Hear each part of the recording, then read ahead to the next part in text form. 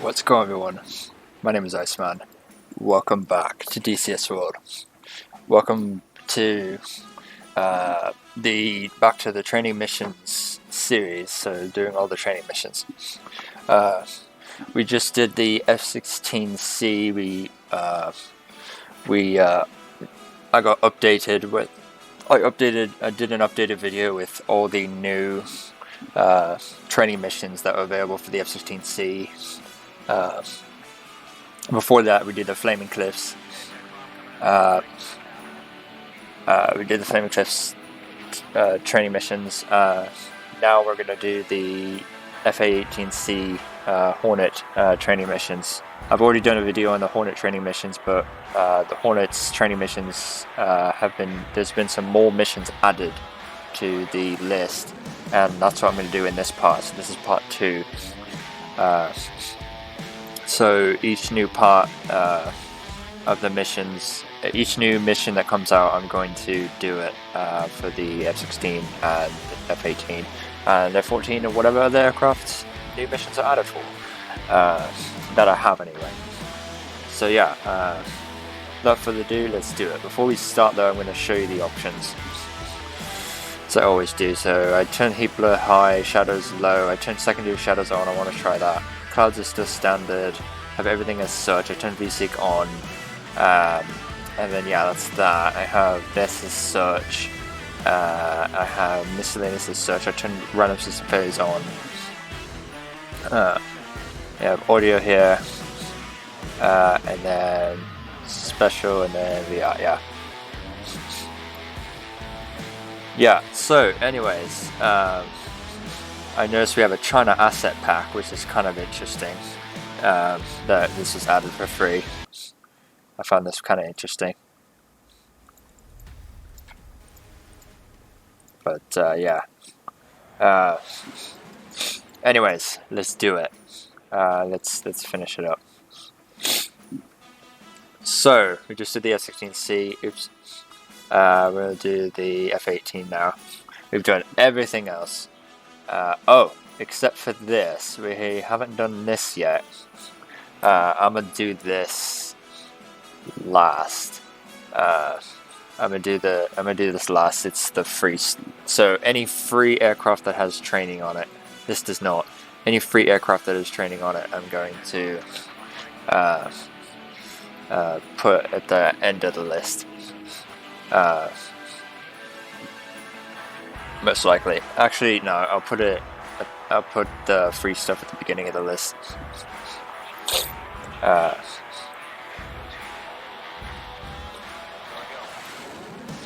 No, I'll put it at the end of the list. Sorry, I'm just trying to decide here what I want to do for the playlist, but I'm gonna put all the free stuff at the very end of the list that has training. So we'll do this last.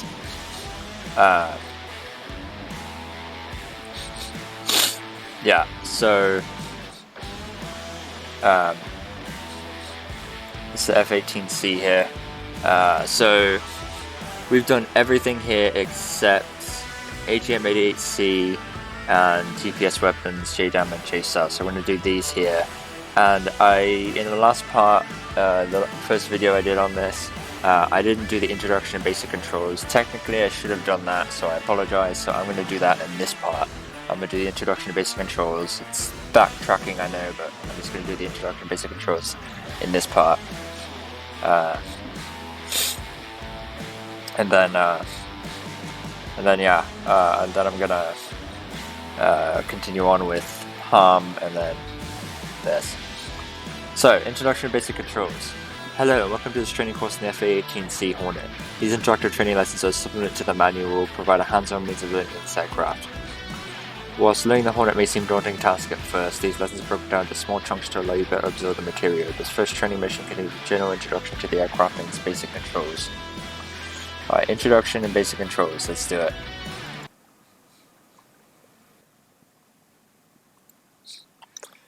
Alright, introduction and basic controls. That's a cool shot. Yeah, let's do it. Hello and welcome to this training course on the FA-18C Hornet. These interactive training lessons are a supplement to the manual and will provide a hands-on means of learning this aircraft. Whilst learning the Hornet may seem a daunting task at first, these lessons are broken down into small chunks to allow you to better absorb the material. Before we start the first lesson though, I wanted to take a few moments to review some of the basic instruments and basic laws of flying an aircraft like the Hornet. Oh, it's jets. I currently have the aircraft paused. Press spacebar to continue. Oh, that's awesome.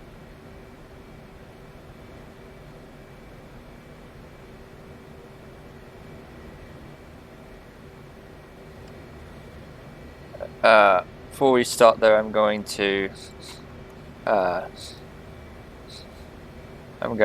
get a thumbnail. For basic flight maneuvers, your most important instrument will be the heads-up display, or Yep. HUD. The HUD consists of two glass panels that are used to display projected information. The HUD is located between the top of the instrument panel and the canopy bow. Let's talk about its most important information. Horizontally along the top of the HUD is the heading tape with the heading marker in the center. The marker in relation to the tape indicates your current heading. The boxed number on the left side of the HUD is your calibrated airspeed, and the box on the right side is your barometric or radar altitude. Above the altitude box is your vertical velocity. In the center of the HUD is the pitch ladder that indicates your positive or negative pitch angle to the horizon line. In the center of the pitch ladder is the velocity vector that, when uncaged, shows the flight vector of your aircraft when it's not flashing. In other words, you will fly to the point your velocity vector is on, unless it is flashing. Along the left side of the HUD is a data block of 4 values. The top is your angle of attack. Below that is your airspeed as Mach. Next is current G. And at the bottom is the peak G. Along the bottom of the HUD is a bank angle indicator. Press spacebar to continue. That's the bank angle indicator, in case you don't know what he's talking about. It's that there, this tick here, this tick here, that tick there, that tick there, that tick there, that tick there, that tick there, and that tick there. There are 3 primary controls that you will use to fly the Hornet. These are the control stick, throttles, and rudder pedals. The control stick controls pitch and roll. Push and pull back on the stick to lower and raise the nose of the aircraft. If thrust is constant though, you lose speed as you climb and gain speed as you dive. To roll the aircraft, push the stick to the left or right. By rolling the aircraft and then pulling back on the stick, you turn the aircraft. To control thrust, you use the left and right engine throttles. When you select the maximum throttle setting, the afterburners are selected. While these provide great thrust, they also consume fuel quickly. To move the nose of your aircraft laterally side to side, use left and right rudder pedals. You will also use the rudder pedals to steer the aircraft when you taxi using nose wheel steering. Press spacebar to continue. And the brakes when you push down. Ahead of you is a series of gates that you will fly through to practice flying the Hornet. A few things to keep in mind.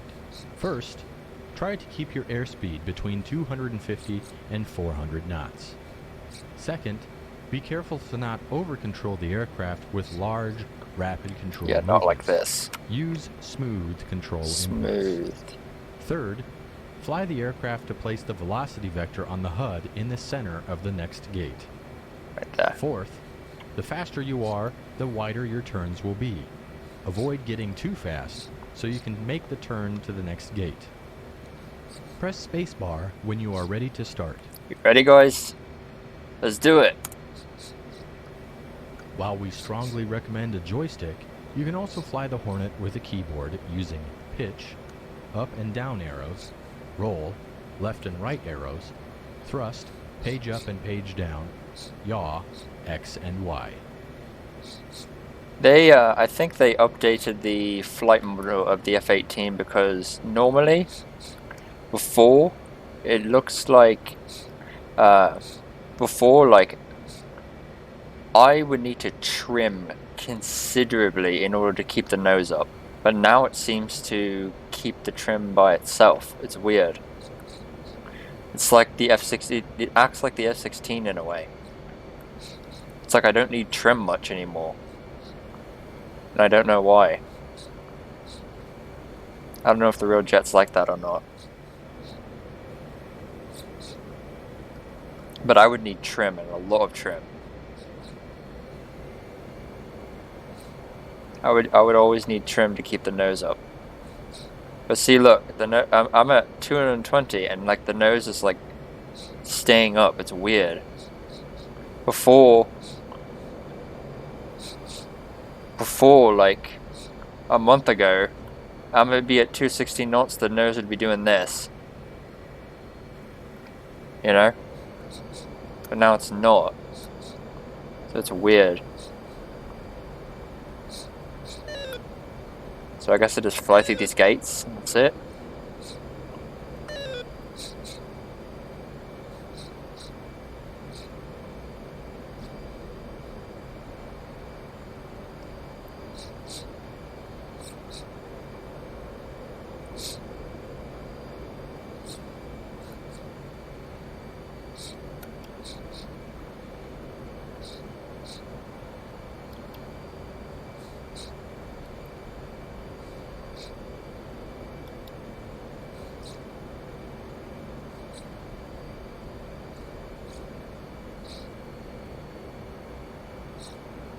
At any point of a lesson, you can press the pause key.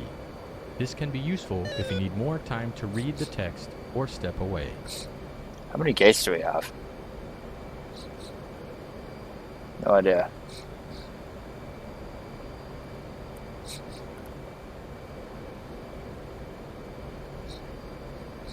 A little bit of lag. That's okay.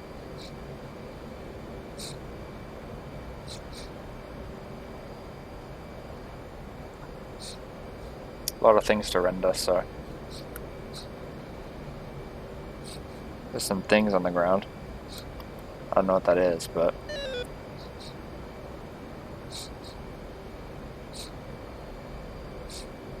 yeah, see, the fly-by-wire system's changed in this jet.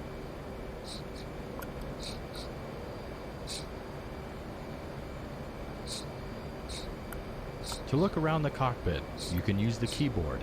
View up, keypad 8, view down, keypad 2, view left, keypad 4, view right, keypad 6, zoom in, keypad asterisk, zoom out, keypad /.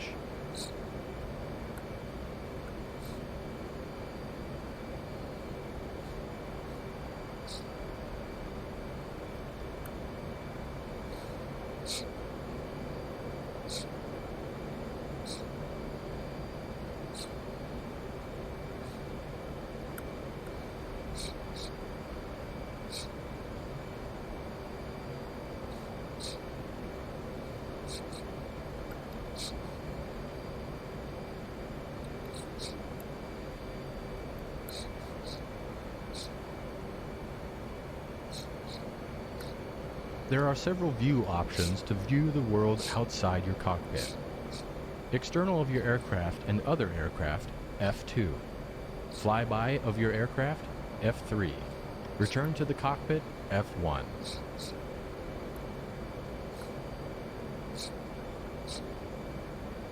I'm gonna go a little bit faster.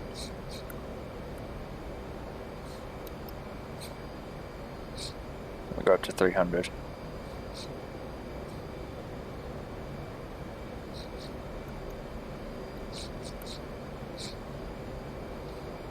Get rid of that.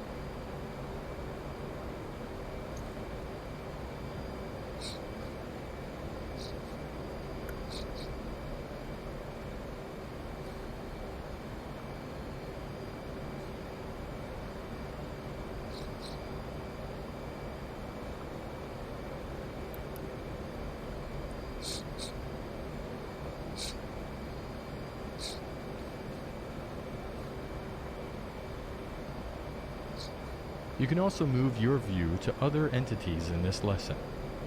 Other aircraft, F2, ground units, F7, ships, F9, cycle through airfields, F11, The map, F10. Hold on, I got something that popped up.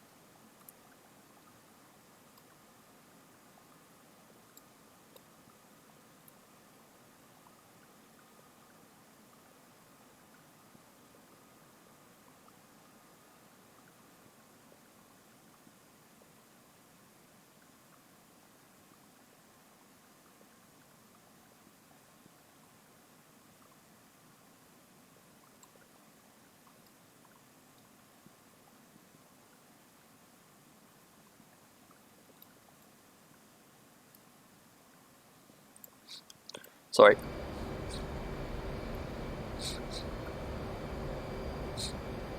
That road is steep, damn. Goes literally right up the fucking mountain.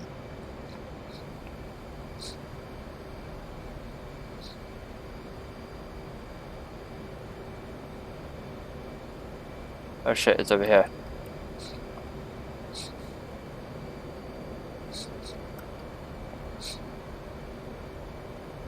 This is boring. This is really boring. Literally just flying through gates. It is basic handling, but...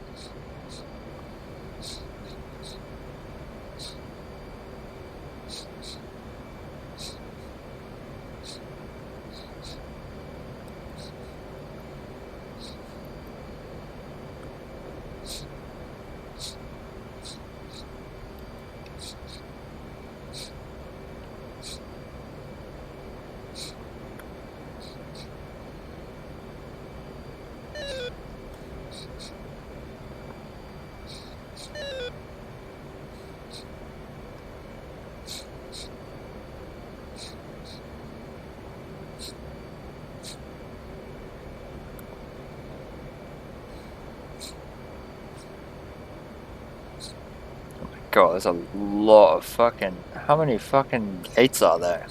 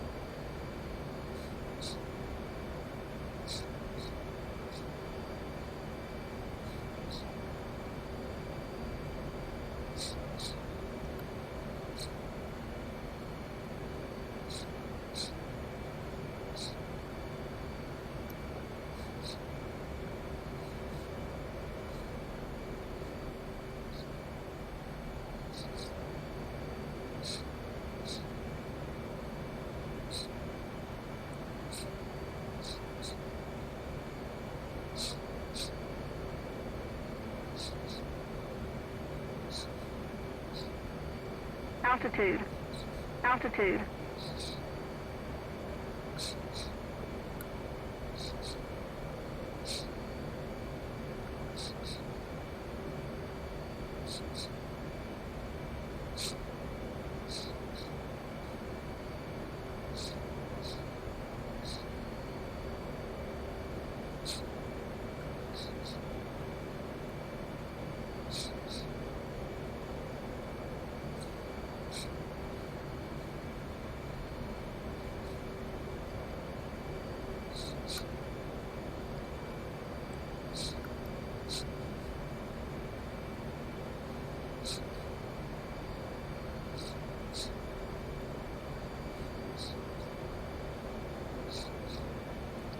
My God.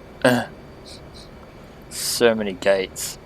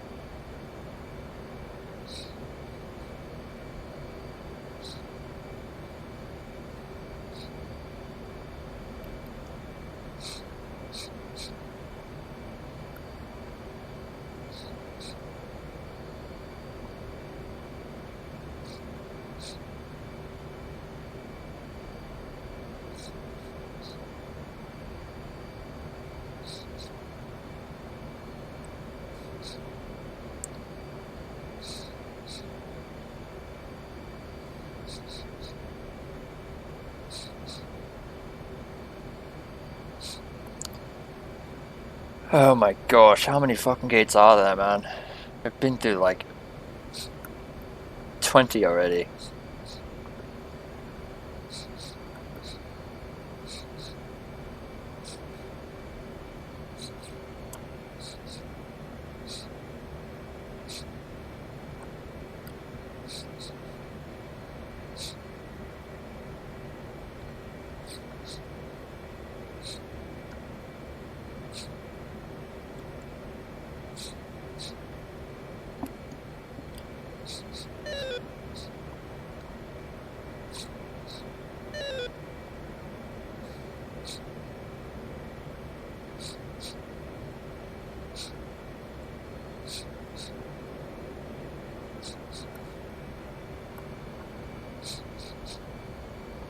Please tell me this is the last gate.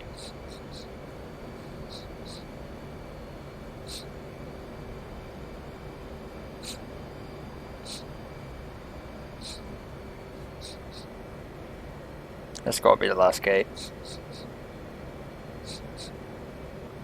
Better be.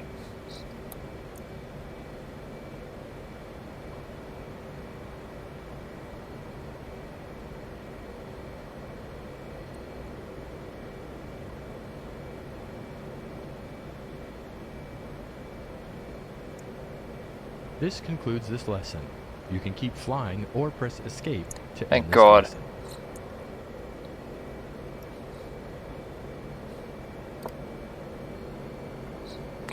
Alright, well that's it for that. God, that was boring. That was so boring. Oh, I've been promoted to captain. Fuck yeah. I'm a captain now, folks. Guess I've flown well. AGM, A-18C, harm, PB, and SP modes. Okay, in this lesson you'll learn to employ the AGM, A-18C, harm in PB mode with aircraft and missile pull-up profiles.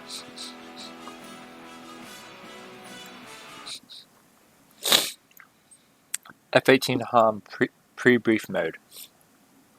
In this lesson you'll learn to employ the AGM, A-18C, harm in PB mode with aircraft and missile pull-up profiles.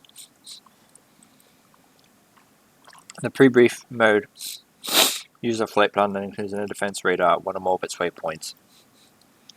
Missile can be fired whether or not the designated target emitter is radiating. When the radar is active, the harm will home in on its signal. Pre-brief means the target is determined during mission planning. The intelligence section, known on an aircraft carrier as CVIC, the Aircraft Carrier CV Intelligence Center, will provide the target's location, type of SAM, radars present, and any other pertinent information. This will be incorporated into the mission plan, specifically the target location that will become the target waypoint in the flight plan. PB mode enables an accurate harm shot at or near the maximum range of the AGM-88 missile. This may allow you to engage a SAM while still outside of the SAM's effective missile engagement zone, or MEZ.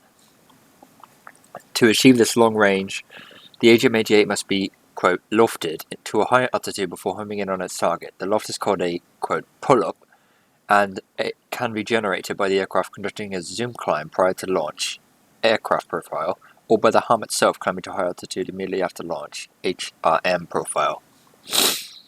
Each profile has its own benefits. A major benefit of the harm pull-up profile is that the attacking aircraft can remain terrain-masked while engaging the SAM and thus invulnerable to the SAM threat. This works well for a radar that is continually emitting, such as a search radar. It is less effective against a tracking fire control radar that only emits to engage in a target aircraft. In the training, we will execute both AC and HRM profiles. HVIC has provided the exact location of the target site. In this case, the PB target is an SA-10 site situated near the lake, just north of Tikibli. HVIC also provided the use of the SAM site. 1 times SA-10 command vehicle, no radar. 1 times Big Bird search radar, BB. 1 times clamshell low altitude search radar. 1 times flap lid tracking radar, waypoint 2 coordinates. 6 times SA-10 tells. Various support vehicles. Before getting this training, you should be familiar with the HOTAS functions in the DCS FA-18C Early Access Guide. Also review the AGM-88 harm section of the DCS FA-18C Early Access Guide, which provides basic harm functionality and procedures. Also, since this training will include live enemy fire, you should be very familiar with the F-18's radar warning receiver, RWR display, the EW page functionality, and the DDI and audio warnings. Finally, since this mode is dependent on designating a waypoint as a target, review the HSD and SA DDI pages is recommended. In this training, you'll be presented with one structured tactical scenario. You're Court 4-1, a single FA-18C, armed with 4 AGM-88Cs. You also have 120 chaff rounds, no flares. You will start the mission heading towards the SA-10 at 2,500 feet MSL and 430 KIAS. In the active pod state, you will first configure your Hornet as you would have prior to reaching this point. Once this is complete, you'll begin the target run. Your first shot will use the harm pull-up profile while terrain mask from the SA-10. First radar target is the Big Bird search radar. Next, you'll switch to aircraft pull-up and set the harm seeker to the flat lid tracking radar. As you zoom climb to conduct the first shot against the flat lid, you will likely be tracked and engaged by the SA-10 sight. As the SA-10 tracking radar 10 on the EW displays activates, you will begin a quote, cat and mouse game, maneuvering to avoid the SA-10 missiles but allowing yourself to be intermittently tracked to keep the flat lid emitter active and vulnerable to the harm. Also, if when the flat lid locks on your aircraft, you may use the harm self-protection mode as you evade the incoming SAMs. In order to maximize the learning experience, your aircraft has been set to immortal. Enemy missiles may hit you but will not result in damage. Okay, thank God. Note, this training sets run at your own pace. Okay, yeah. Thank God we're immortal. Welcome to the FA-18C AGM-88 harm and pre-brief mode. You begin at 2,500 feet MSL, 430 knots, just north of Sanoke-Koki Air Base, heading towards the SA-10. You are in active pause. Unless otherwise indicated, most highlighted button presses and spacebar presses will immediately forward the lesson to the next step. On your first time through the training, it is recommended that you listen fully to each set of instructions before taking the action that will move the lesson forward. Your first steps are to configure the Hornet as you would have for this mission before getting to this point. This will be done in active pause. Master Arm On has already been set, and you are in air-to-ground mode. Since you do not need the radar during this flight, the self-protection jammer has been set to transmit. In the next steps, you will set the situational awareness display to assist in a SEAD attack. Set the SA-10 site as your target, and set the autopilot to fly the aircraft while you configure harm and electronic warfare systems. When ready to continue, press the spacebar. Okay. Setting up SA. On the center AMPCD, bring up the SA page to better depict the relation of your flight plan with the SA-10. Press PB-18. Okay. And then PB-13 to set SA. Then press PB-15 SEQI sequence to see the flight paths. On the SA, you will notice that you are already within the SA-10's missile engagement zone. However, terrain masking will keep you hidden. Setting the SA-10 site as your target. Waypoint 2 needs to be set as the target. Cycle to waypoint 2 using PB-12, up arrow.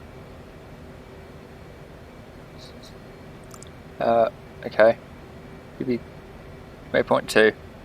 And then designate the waypoint with WPDSG waypoint designate PB-14. Okay. Setting the autopilot. For this mission, we will initially use the autopilot in heading select, and B-alt mode. To set the heading, first press and keep pressing the heading switch until HSEL appears on the UFC. Okay. Then enter 65 on the UFC and press enter. It's 5, enter. On the upfront controls, bring up the autopilot functions by pressing AP. Okay. Then press the option buttons for HSEL and B-alt. With this complete, you are ready to fly and begin setting up the HARM system and configuring the electronic warfare countermeasures. When ready, press the spacebar to continue and begin flying. Okay. Configuring the HARM. Whoa. On the left DDI, press PB6, HARM. What the hell?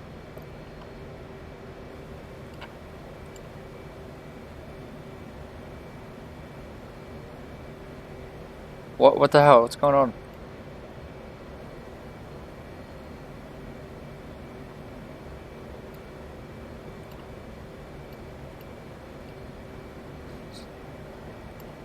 Oh, I fucked it up by doing that. Oh shit.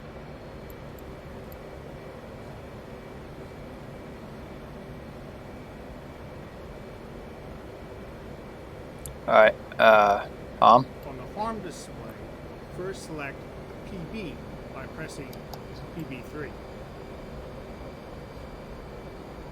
The first HARM shot will use pull-up HARM profile against the Big Bird search radar. While the Big Bird radar is not yet visible on your radar warning receiver display, it is active, and the HARM seeker will see it once the missile climbs above terrain masking. Set pull-up HRM with PB1. To set the HARM's seeker to the Big Bird radar, press PB14 UFC on the left DDI. okay. Then press the UFC target or TGT option button. Enter the code 104 followed by int. Enter. Configure the Hornet's EW display and countermeasures. For this tutorial, the EW countermeasure settings are designed to be completely automatic to let you focus on the HARM training. Begin by setting the right DDI to EW by pressing PB18 and then PB17 EW. Set the ALE 47 countermeasures dispenser to your desired configuration by pressing PB8, then pressing PB19. Cycle standby and 1 semi-automatic or auto one. With 120 chaff rounds, auto one is recommended.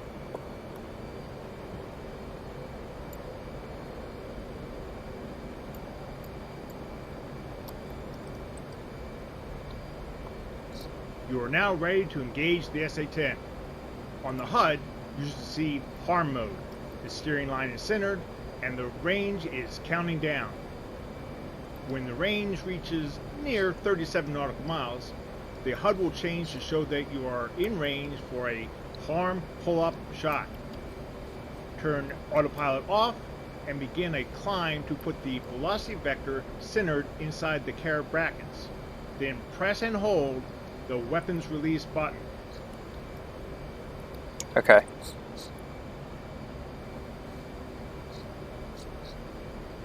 You said 30 nautical miles? What do you say?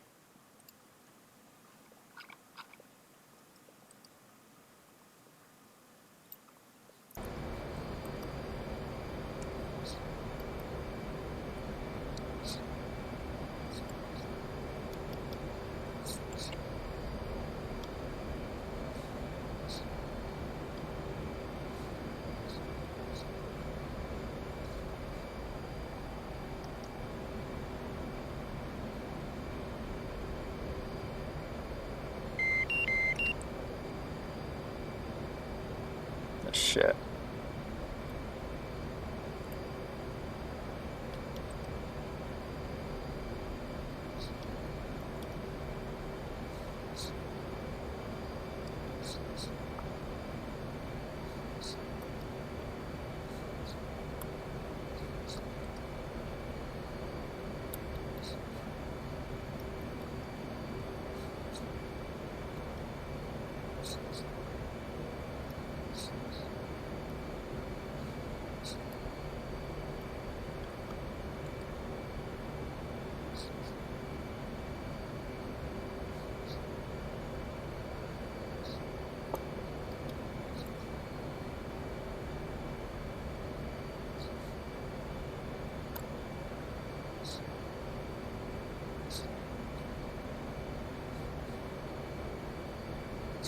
Almost there.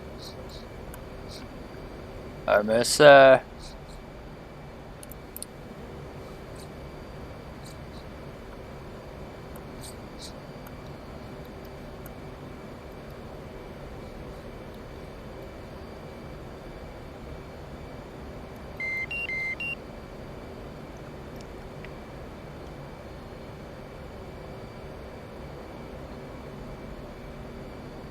Your next target will be the SA-10 flap lid tracking radar. I didn't actually. Pin symbol on the RWR displays, which will activate as the SA-10 site attempts to engage you. I think it bugged. First, set the harm seeker by pressing PB14 on the left DDI. No, I need to shoot the missile first.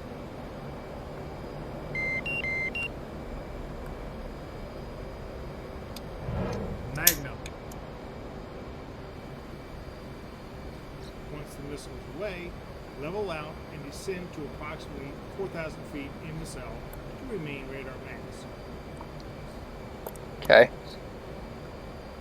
Then select the Target UFC option button. Finally, enter the code 110 with the UFC number pad and press Enter. In the lower right. Now on the UFC, reset autopilot. Heading select and be alt. What? What? Okay, on the right side of the 150 A-18C to really must unmask from behind that flip mobile tactic.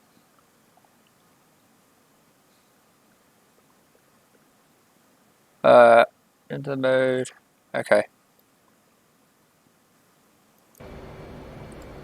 You are now ready to engage the SA-10 tracking radar.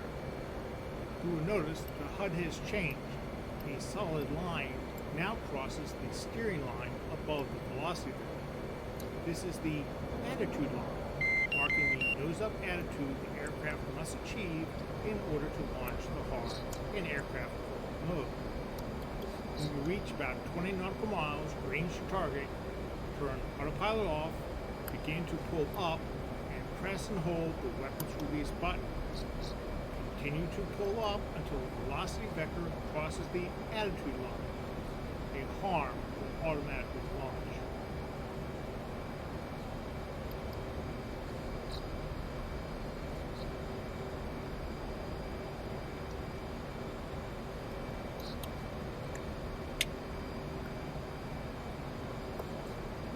You said 20. What do you say? 20 nautical miles. It's the target. Maybe off being a pull up for the rest of release button.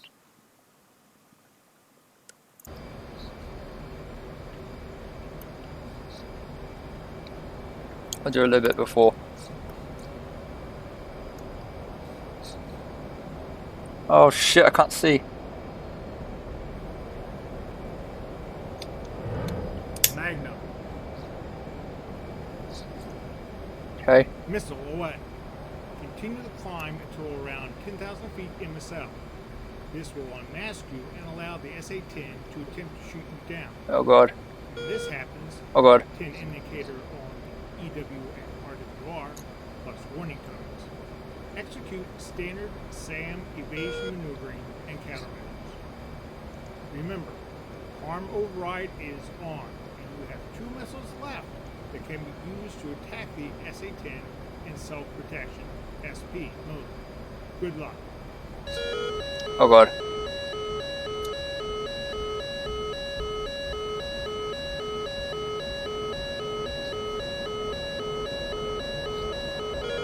Oh god.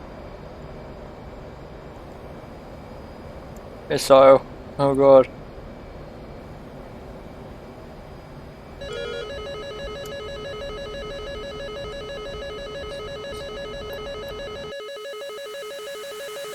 Oh god.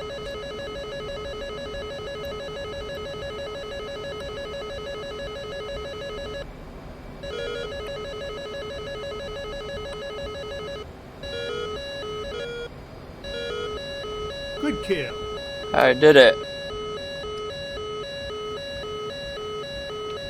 Success.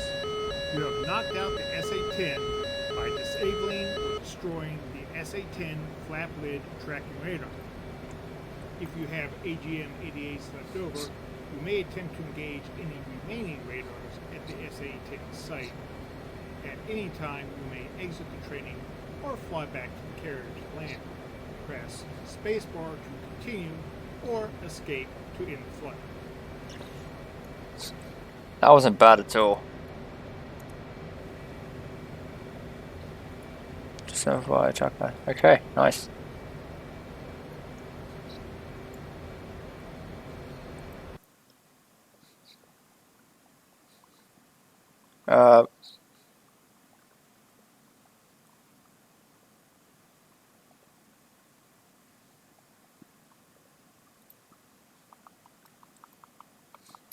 So we did that, nice. That was beautiful. Alright, GPS weapons data entry.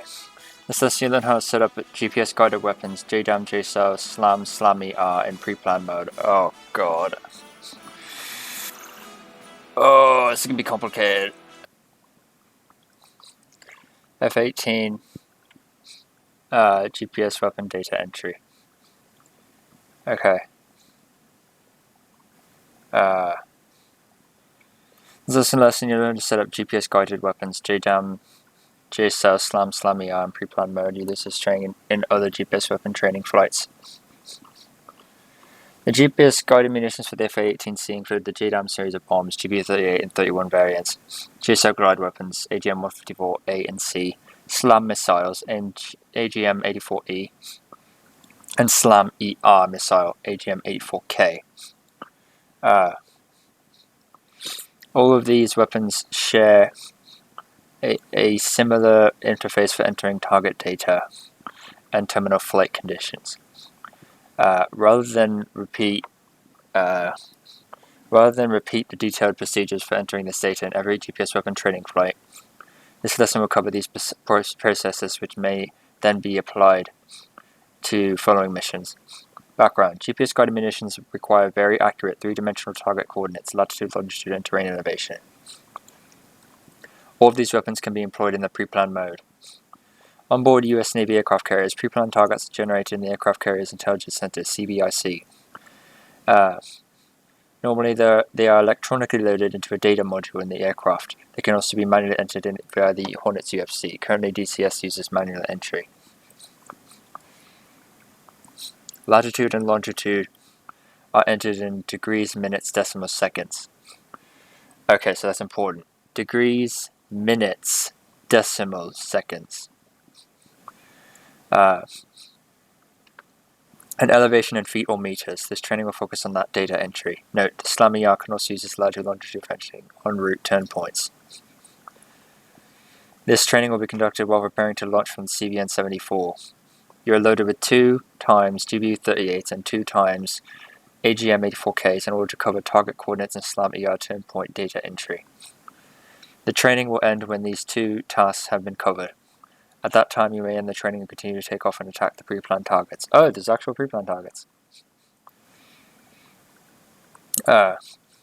Cool.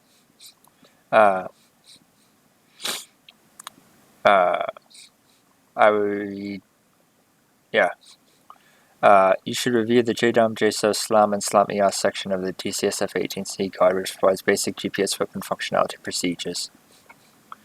Note, this training is... okay.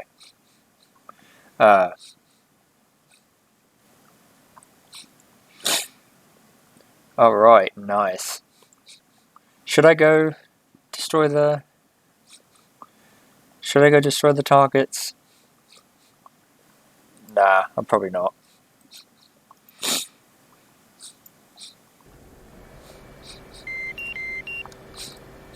Welcome to the Hornet GPS weapon and target data entry training. You start your flight on the deck of an aircraft carrier preparing to launch. You are loaded with 2 GBU-31 JDAM and 2 AGM-84K SLAM ER. Unless otherwise indicated, most highlighted button presses and spacebar presses will immediately forward the lesson to the next step. On your first time through the training, it is recommended that you listen fully to each set of instructions before taking the action that will move the lesson forward. When ready to continue, press the spacebar. Begin by bringing up the stores page on the left DDI by pressing PB18 menu and then PB5 stores. Let's set that. Stores page left DDI, PB18 menu, and then PB5 stores. Next, power up, align the ordnance, and bring up the GBU-31 display by pressing PB6 J84. Okay, so this is the GBU-31 display. When you do so, JDAM display will show in the top right of the DDI. Press PB11 to bring up the JDAM display. Okay. This screen is the GPS weapon display containing essential JDAM information. It is the display you will use to program, monitor, and employ JDAMs. Other GPS munitions will have similar displays. Around the edge of the screen are push-button indicators for important functions. We will focus on PB4, Mission, specifically Mission Mode. After familiarizing yourself with this display, press PB4, Mission. Okay. You now see all the details for the JDAM on Station 8. Note, the indication at push button 1 is a boxed PP1, meaning the weapon is set for pre-planned Mission 1. The indicator is X'd out, meaning that currently there is not enough targeting data entered. Okay. Also note that there are PP1 through PP6 positions. This means that Wing Station 8 can be programmed with up to 6 different pre-planned settings for target coordinates and terminal profile. This is useful for JDAM since it is possible to load up to 2 GB38 on stations 2, 3, 7, 8. Different pre-planned target profiles can be used for each bomb. At the center of the screen, the coordinates of the target will be displayed when entered from the upfront controls, UFC. To begin entering the required data via the UFC, press PB14, target UFC. Enfield 4, passing Wait, waypoint at 2,500. Let's see. Can we program up to 6 different pre-planned settings for target coordinates and terminal profile? Okay, so these are profiles.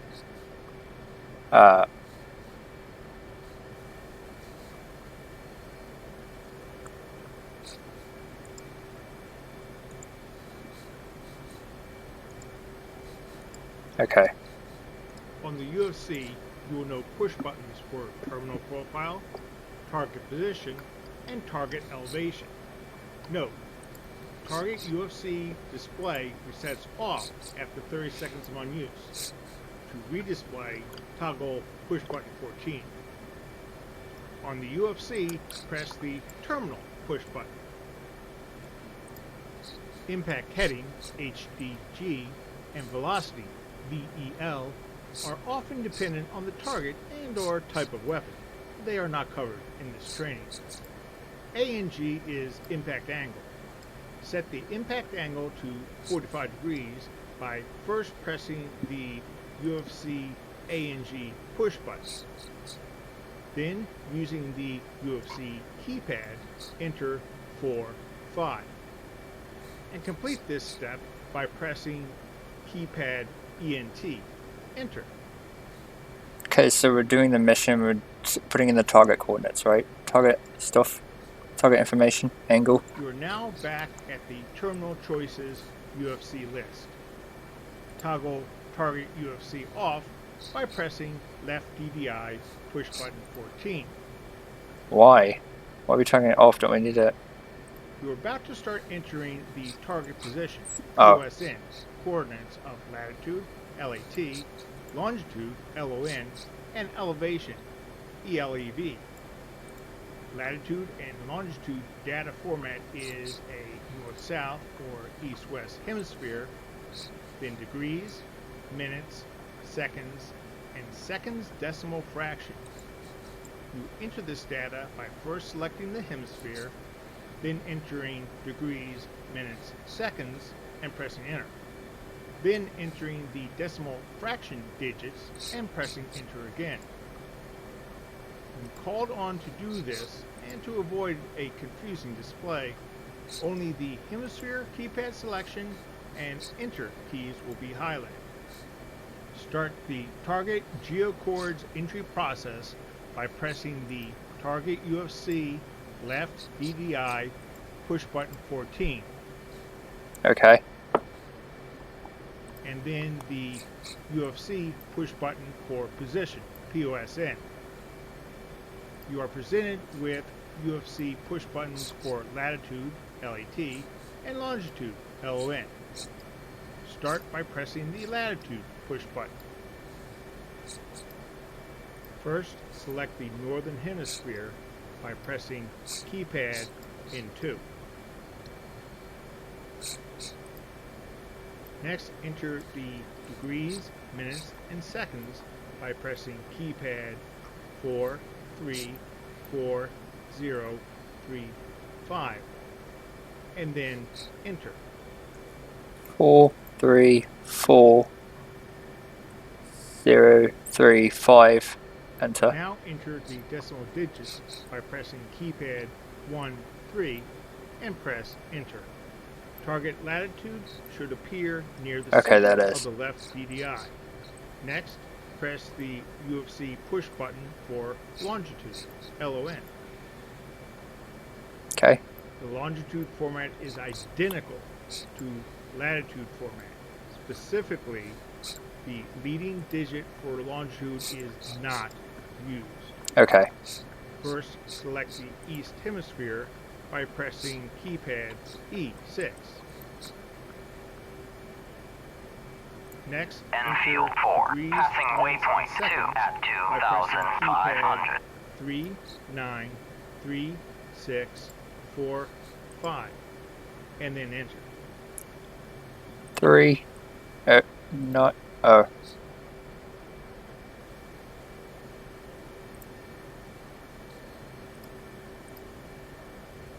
3. Oh shit. East. 3, 9, 3,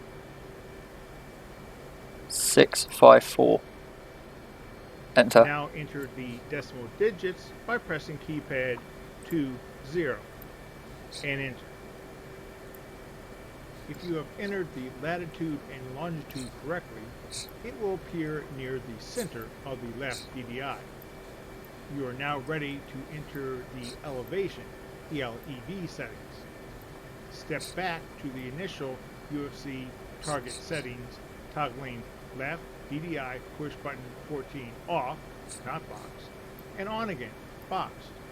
When back at the UFC target list, terminal, position, elevation, press the space bar. Okay.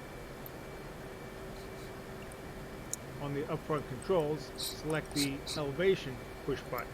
Okay. Target elevation can be entered in empirical feet or in metric meters. For this training, we will use feet. The target's elevation is 351 feet. Press the UFC push button feet. On the UFC keypad, press 3, 5, 1, not highlighted. Then press enter. Look at the left DDI to ensure it was entered correctly. If you made a mistake, you may re-enter the data. When ready, toggle off the target UFC entry by pressing left DDE push button 14. Okay. Station 8 is now fully configured. The PP1 box X should have cleared. To practice what you just learned, you will program Station 2 for another target. On the left DDI, Okay. press push button 13. Step. In the upper left corner, you should see Station 2, and again, PP1 box and X'd out. Reminder, each wing station has a selection of up to 6 pre-planned targets and profiles. PP1 for Station 2 is completely different from PP1 that you just programmed for Station 8. Press left DDI, push button 14, target UFC. To program Station 2, enter the data as shown below. No narrative. When you successfully complete these steps and check the results at the center of the left DDI, press the spacebar to continue.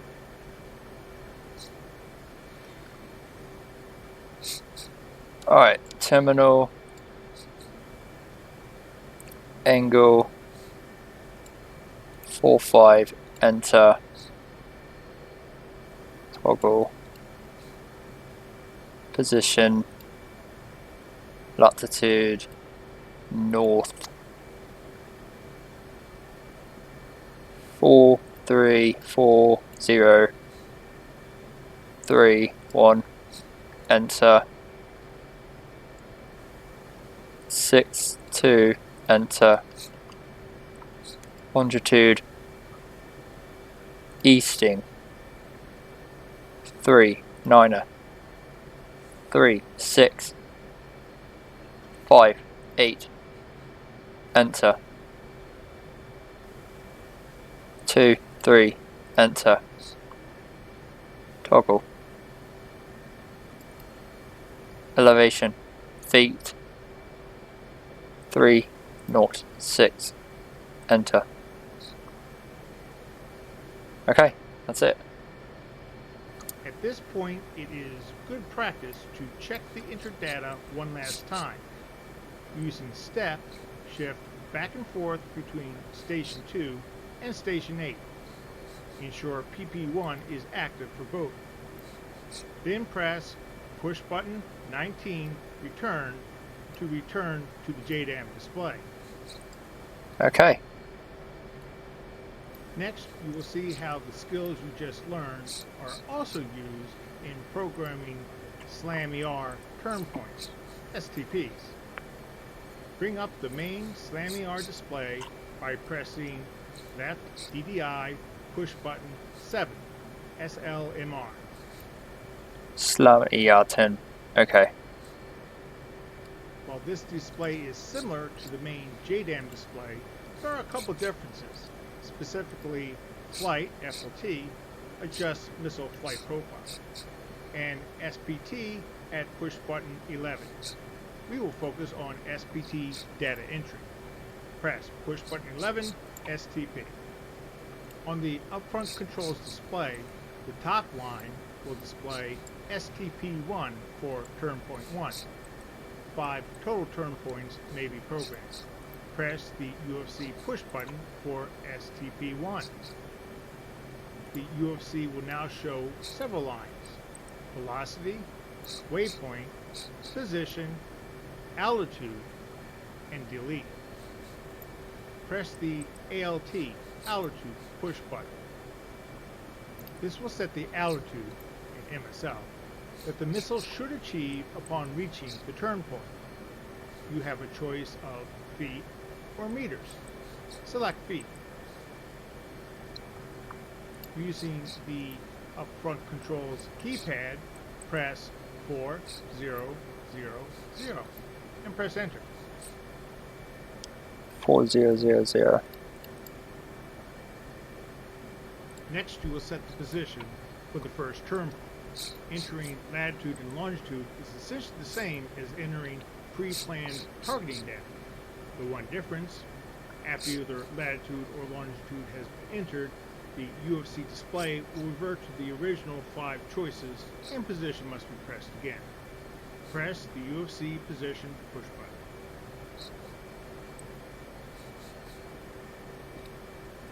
With the upfront controls push buttons and keypad, enter the data below, not narrate.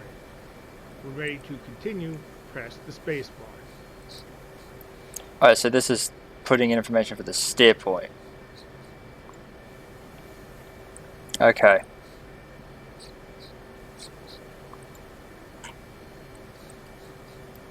Well,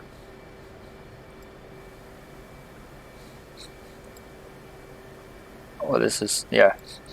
Oh shit.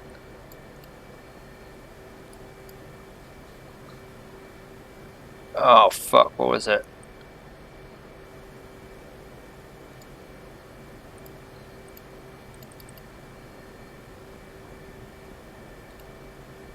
Position, latitude, north, 42, 26, 19, enter,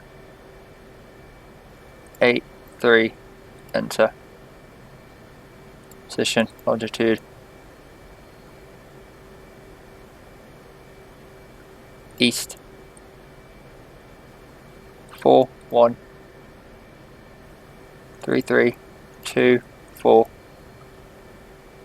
enter, 9, 1, enter. Okay. On the left DDI, toggle STP off and then back on with push button 11. Press twice. You should again see the turn point list on the UFC.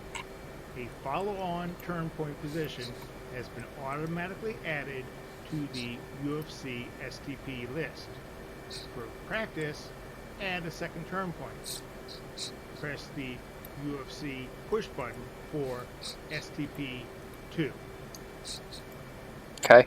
Enter the following data in the applicable field, not narrated.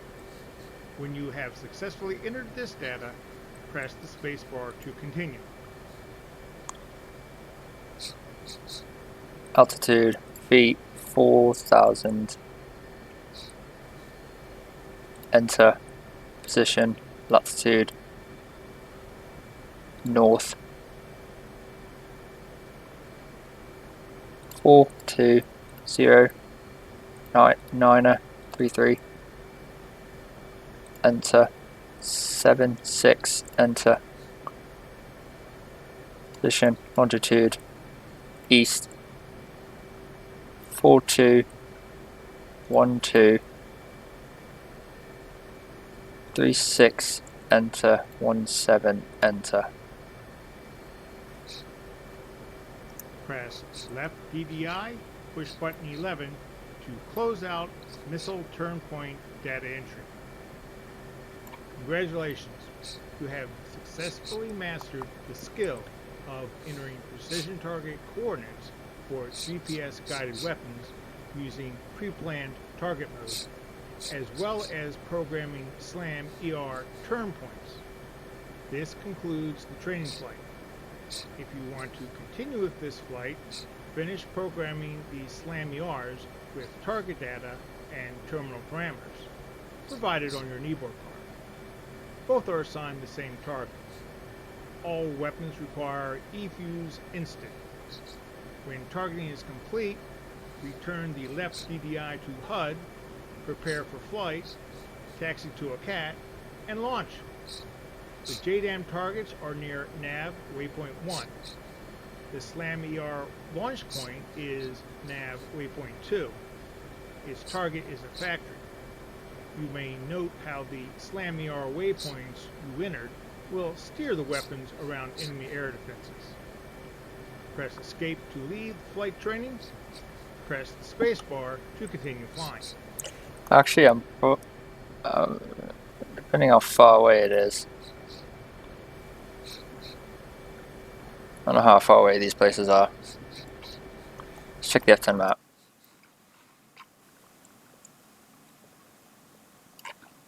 Oh, I have no idea where oh, over here.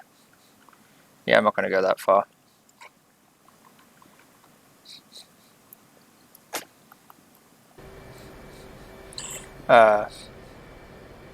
How would you put in the target data though?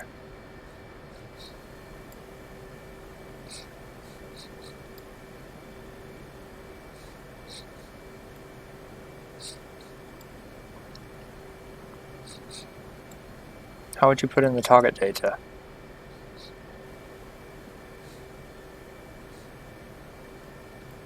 Oh, that, there. How do I go back?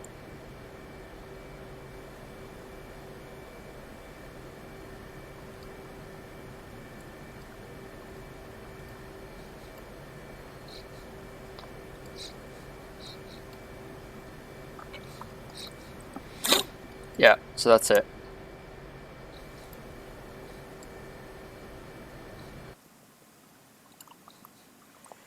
We did that. That wasn't too hard. JDAM employment. In this lesson, you will learn how to employ JDAM munitions in the pre-planned and target opportunity modes, as well as how to conduct a sensor handoff JDAM attack. Sensor handoff, okay. Training lesson A-18C GPS weapon data entry is a prerequisite for this training mission. Okay.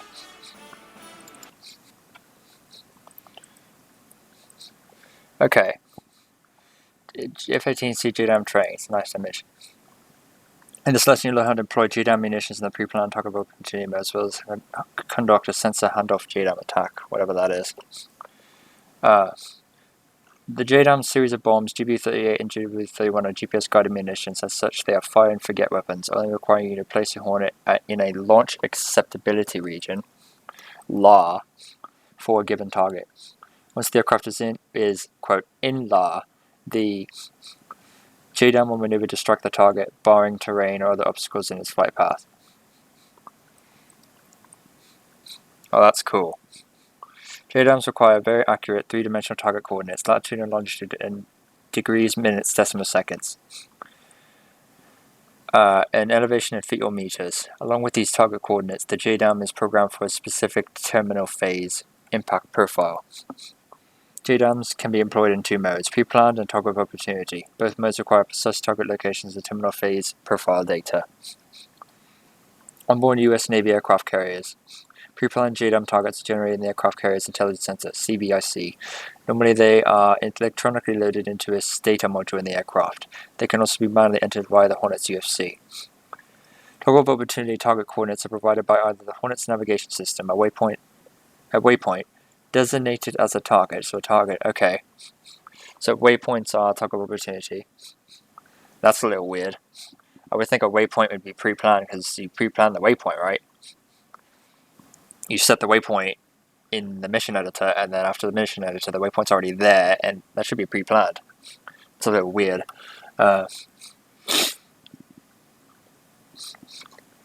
Waypoint designated as a target, or as a target designated by a Hornet sensor, either radar or targeting pod. Okay, so that's important. So target of opportunity is like radar or targeting pod. For this training flight, you are Colt 3-1 and F-18C armed with 4 times GB38s and 2 times GB31s. Victus 4/Bravo hard target penetrator weapons. You will conduct 3 JDAM attacks. 1. A struck on 2 buildings in one location using 2 times GB38s. The enemy has set off smoke generators to mask these targets against a laser-guided munition attack. CVIC has provided the exact coordinates for these targets. A nominal terminal phase profile is needed. Number 2. A strike on a hardened command and control C2 bunker, requiring GB31 JDAMs. CVIC has determined that 2 times JDAM are required to ensure target destruction. CVIC has provided the targeting coordinates of the C2 bunker, which has been entered into your aircraft's navigation system as waypoint 2. This target will require a specific terminal phase profile and electronic fuse set to delayed detonation to ensure target penetration. 3. A strike on target where precise coordinates are not known, employing a single GBU-38. The target is a Scud tail which was recently delivered to an airfield. You're required to hit the tail but not hit the nearby delivering aircraft. This target will require a targeting pod to JDAM handoff of target coordinates. Again, only a nominal terminal phase profile is required.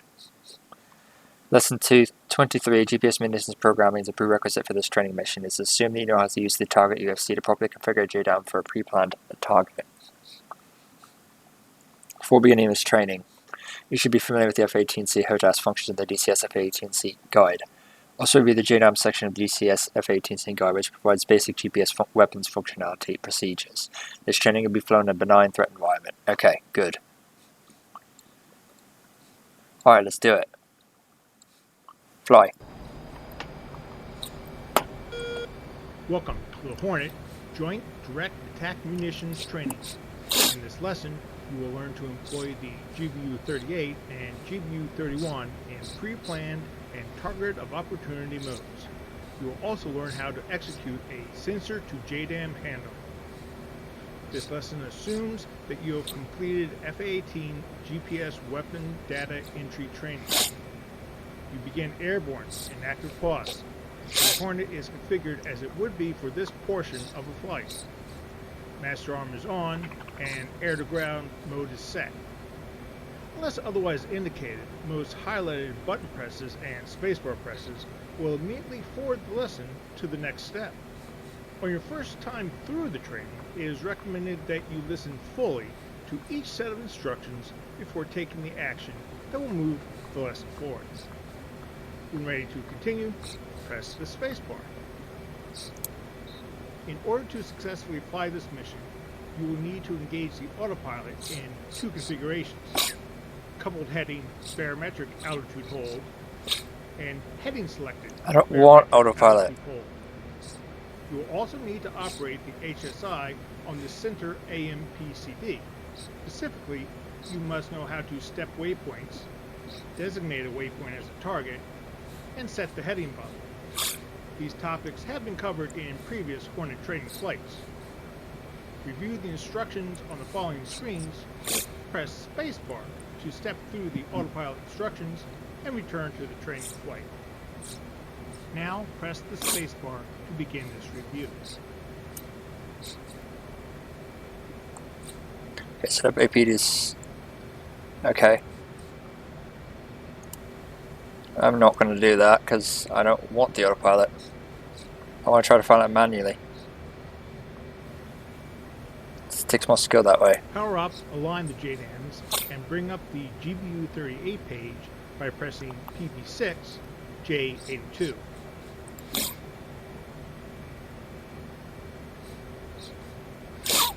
The first step is to set the electronic fuse for the GBU-38s by pressing PB3, E-fuse.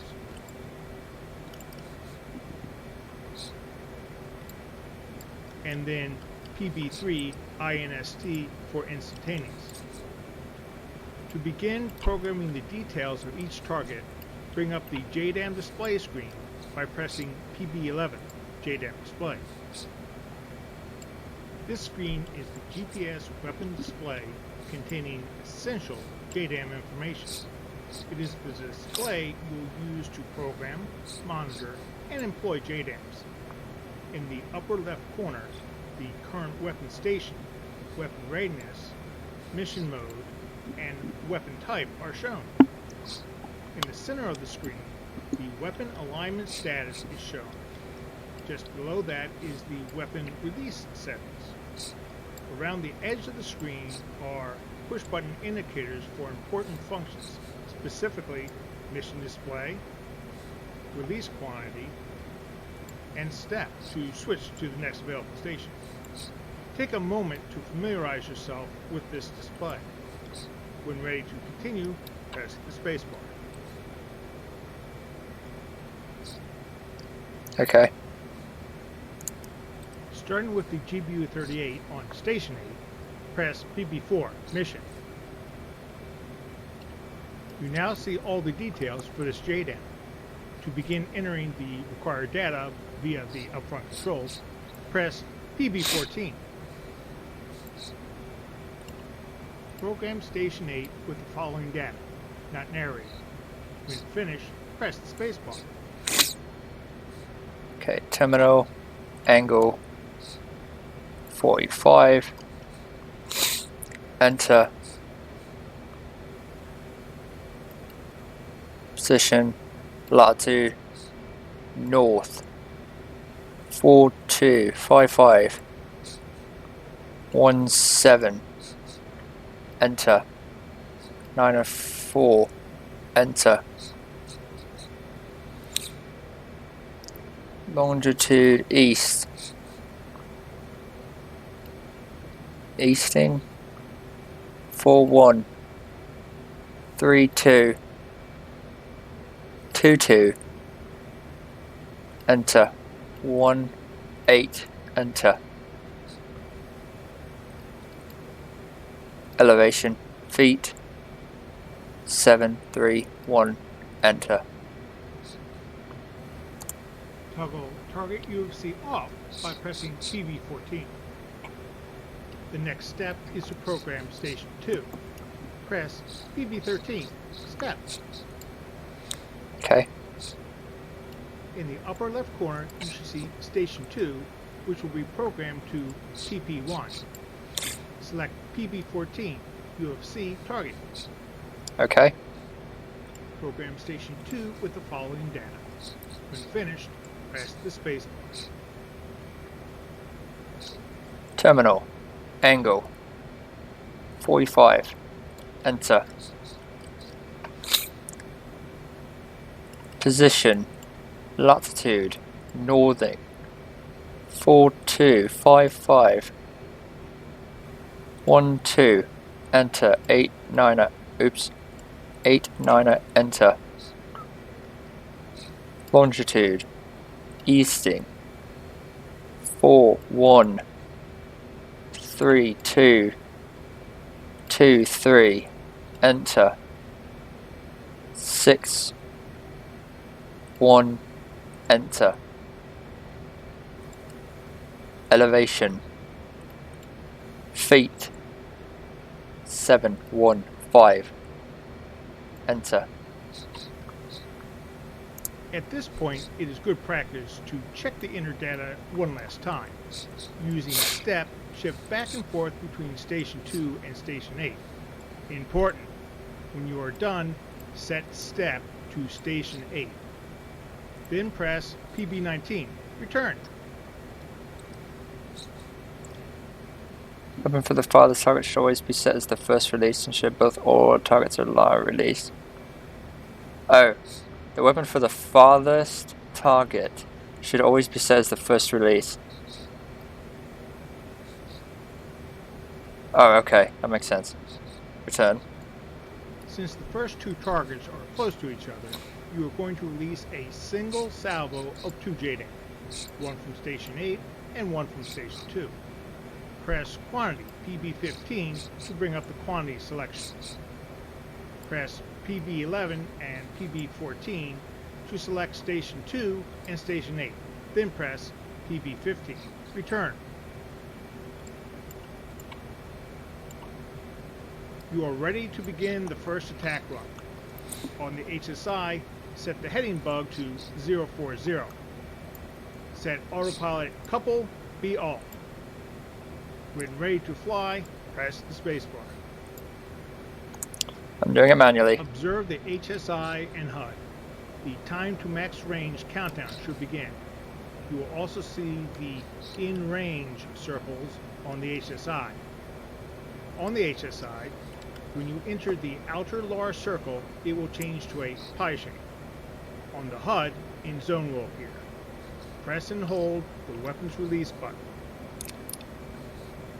Wait, it's on time the max range 2 mile countdown should begin.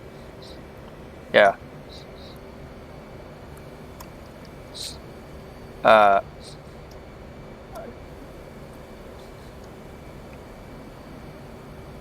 I see.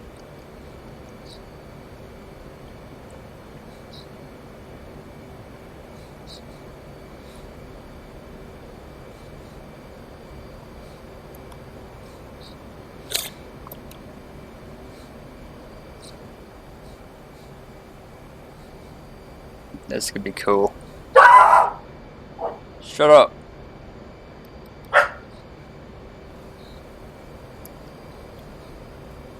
Fucking hell. Scared me up to death. Shut up.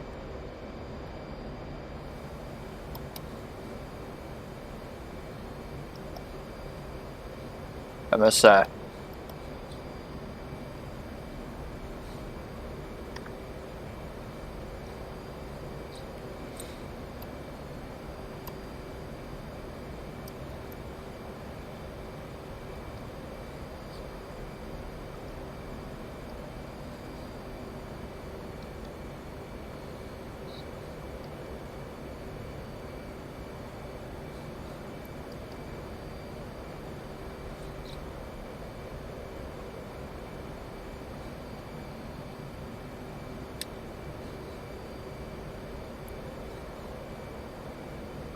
Range. Drop. JDAM away. At this point, you have done your job, and the rest is up to the JDAMs. Slow to 400 knots indicated. Bring up the target area on the AT-FLIR by setting autopilot, heading select, B-alt, then designate waypoint 1 as the target. Maneuver to keep the target area in sight of the AT-FLIR pod.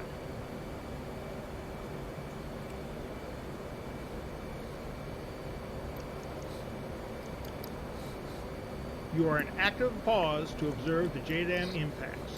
When ready to continue, press the space bar. Alright. I don't really care about the... Well, yeah, let's... Nice. Your next target is a bunker, a hard target requiring penetrator weapons. On the left DDI, press PB7J109 to select the 2 GBU-31 version 4B.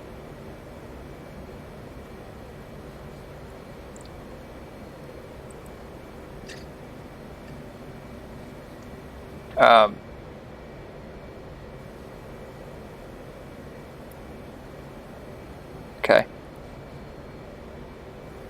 As you did with the GBU-38s, use PB3 E-Fuse to bring up the electronic fuse options.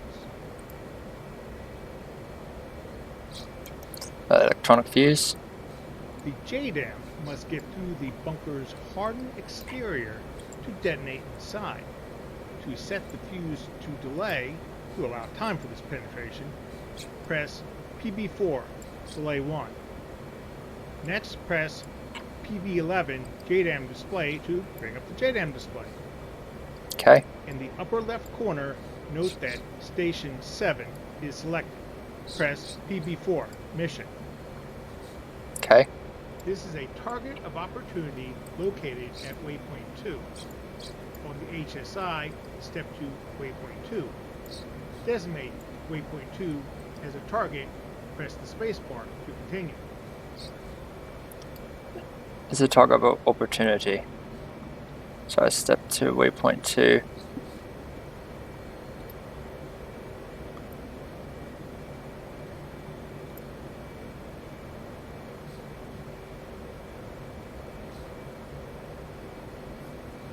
Toggle to TOO by pressing PB5. Okay.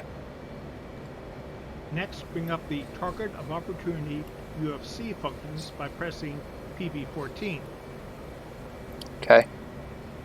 You will notice that in Target of Opportunity mode, choices are limited to the terminal parameters, heading, angle, and velocity.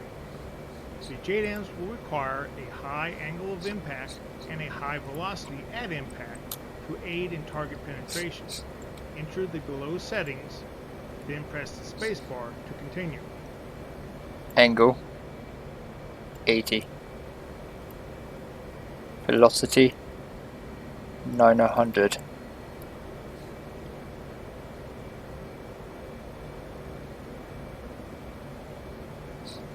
Okay.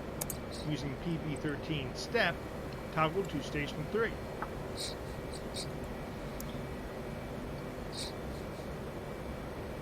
and repeat the process with the same parameters shown. When finished, press the spacebar to continue. 0.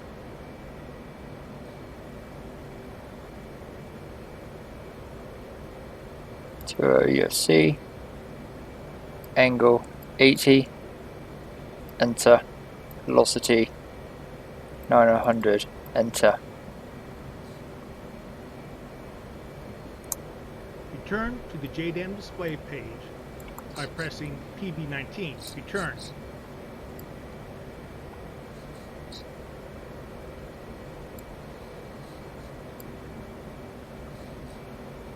This target requires 2 GBU-31s to ensure a kill. Press PB15. Fine. Press PB12 and PB13 to select Station 3 and Station 7. Then press PB15. Return. To begin the attack run, you will aggressively turn towards the target, set throttle to afterburner, and pitch up to 20 to 25 degrees nose up to begin a climb to 20,000 feet MSL. On the HSI, set the heading bug to the target heading. Turn off autopilot, heading select, and be off. When ready to fly and execute these maneuvers, press the spacebar. Okay. Climb to 20,000 feet, turn towards the target. On the HUD heading tape, the target heading is marked with a small diamond. What I don't understand is how do I... It doesn't have a target.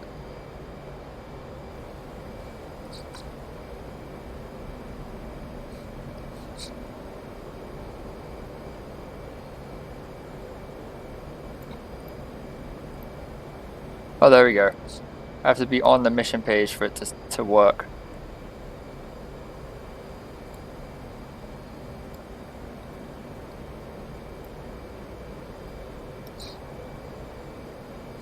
I have to be on the mission page for that to work. He didn't say that I had to do that. Glad I thought of it and figured it out, because otherwise the bombs would have just went dumb, right?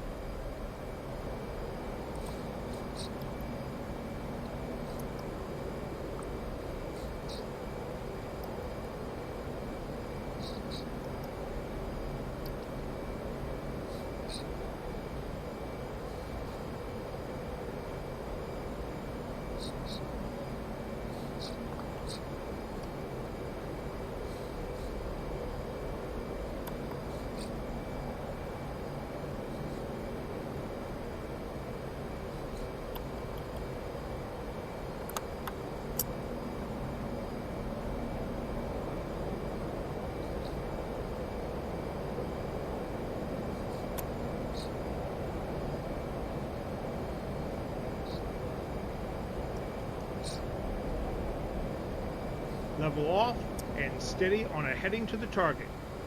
Adjust the heading bug to match the heading to target. Set autopilot, heading select, be off. Accelerate to above 400 knots indicated. When in zone, ensure wings level, press and hold weapons release until both JDAMs are away.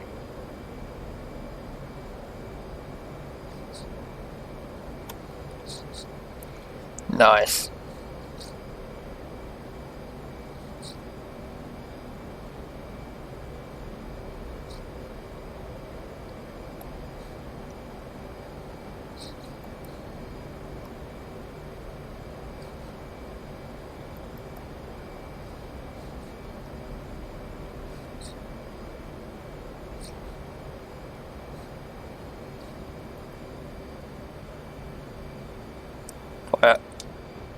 JDAM away.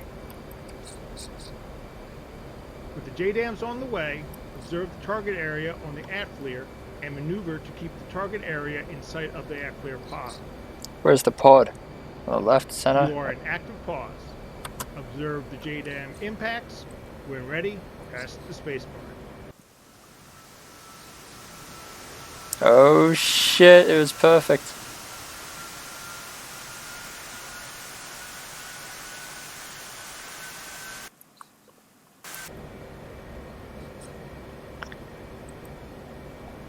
Beautiful. The third target are two Scud launchers that have been recently delivered by a neutral country IL-76 cargo aircraft. The Scud tells are the targets. The cargo aircraft is not a target. First, make the GBU-38s active again by pressing in order the left DDI, PB-18 menus, PB-5 stores, PB-6 J-82.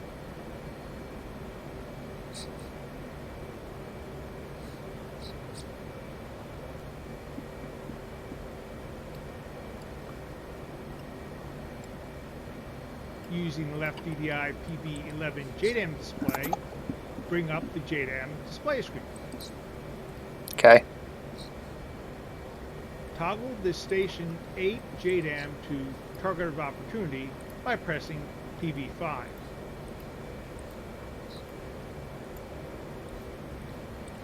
PB5, okay.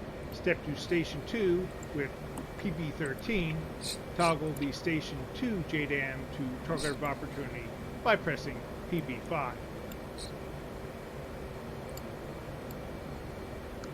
Finally, press PB4 Mission. This attack will require two Sensor to JDAM handoffs. To prepare, complete the following. HSI. Set to waypoint 3. Designate the waypoint as a target. Set heading bug to target heading. ATFLIR. Make SOI by pressing HOTAS SMS right short. UFC. Ensure autopilot. Heading select. B alt is engaged. When ready to fly, press the spacebar to continue. SMS right short. Make soy. Oh. The waypoint's target. Step to waypoint 3.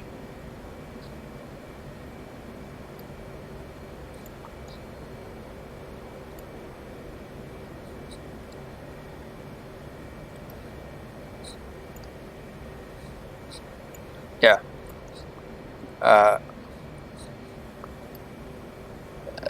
We did that, and then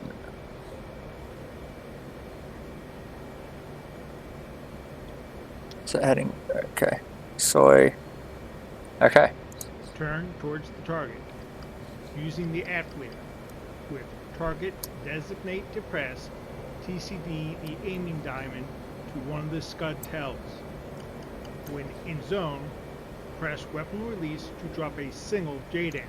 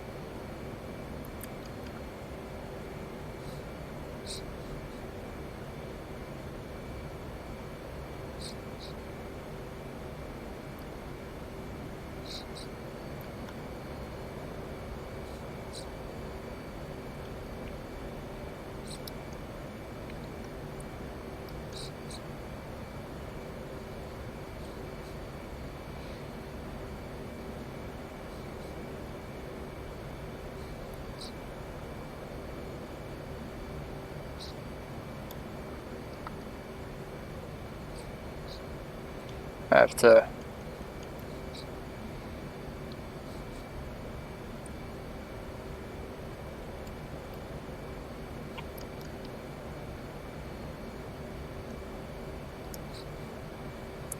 See him.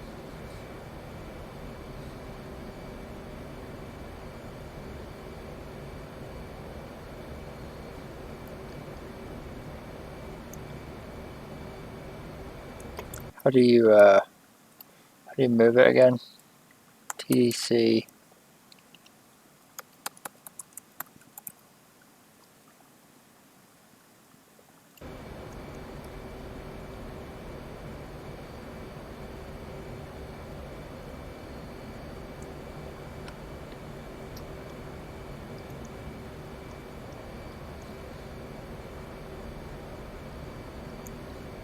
It doesn't work.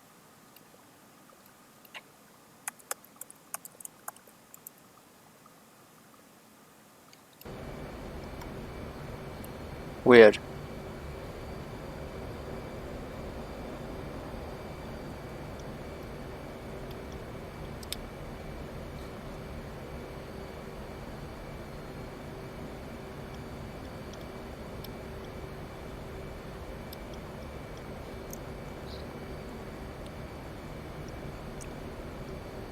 Oh, there we go.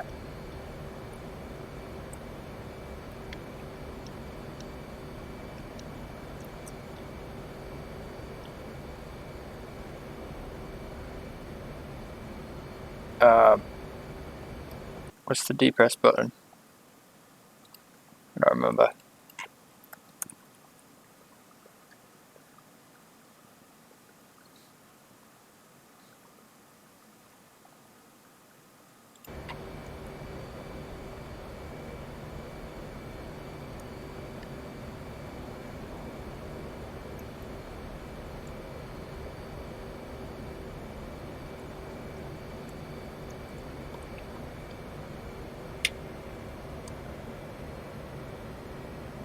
Quiet. JDMOA. With the AFLIR, TDC over the second Scud Tel. Check that the next weapon station has automatically been selected. Press weapon release to drop a single JDAM.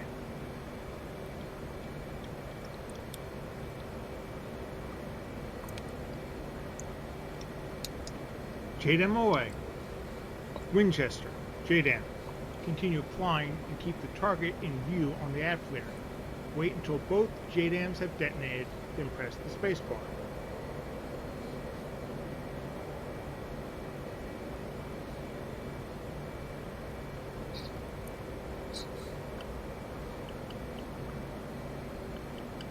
Nice.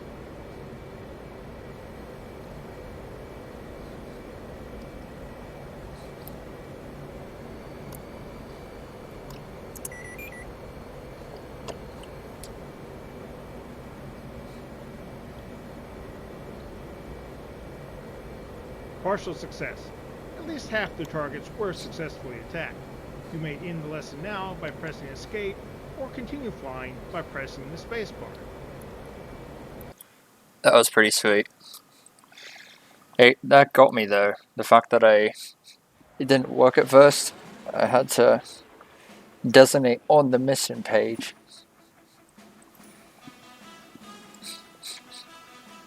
That was weird. JSOW employment. Unless you learn to employ the joint standoff weapon JSOW AGM 154A and AGM 154C in both pre-planned and target opportunity to hit road modes. A-18C GPS weapons data entry is prerequisite for this training mission. Last one. Alright. A-18C JSOW training. Unless you learn to employ the joint standoff weapon. Okay. There are two types of JSOW employed by the Hornet. The AGM 144A, wide area effect cluster munitions weapon, and the AGM 154C, a unitary broach warhead weapon. Both are standoff weapons with a range is up to 16 nautical miles, launch at high altitude and speed. JSOW is a fire and forget weapon, meaning that the proper employment of this ordnance is a matter of placing F-18C into the proper delivery profile envelope where the weapon can reach its target, given the impact parameters, angle velocity, and heading programmed. The AGM-154A's cluster munitions warhead makes it ideal for striking unarmored, lightly armored vehicles and equipment, as well as aircraft, trains, light infrastructure, etc. The AGM-154C's warhead is designed for striking fixed targets, such as buildings, bunkers, etc. This training, you will configure and employ 2 AGM-154Cs using pre-planned mode against 2 fixed targets in a single target area. You also employ an AGM-154A in TOO mode against a field-deployed ground HQ site. Finally, you will attack an aircraft in a revetment, but you have to use the flow targeting pod to find and target the correct revetment. Before beginning this training, you should be familiar with the F-18C HOTAS functions. Also, a view JSON section of the F-18 guide will provide basic GPS weapon functionality procedures. This training will be flown in a benign threat environment.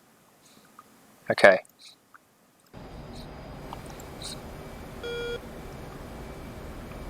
Welcome to the A-18C Joint Standoff Weapon Training. You begin at 16,000 feet, MSL, headed for your target. You are in active pause. Your aircraft is configured as it would be for this portion of a JSON mission. Master arm is on. The aircraft is in air-to-ground mode. Waypoint 1 is set. Unless otherwise indicated, most highlighted button presses and spacebar presses will immediately forward the lesson to the next step. On your first time through the training, it is recommended that you listen fully to each set of instructions before taking the action that will move the lesson forward. When ready to continue, press the spacebar.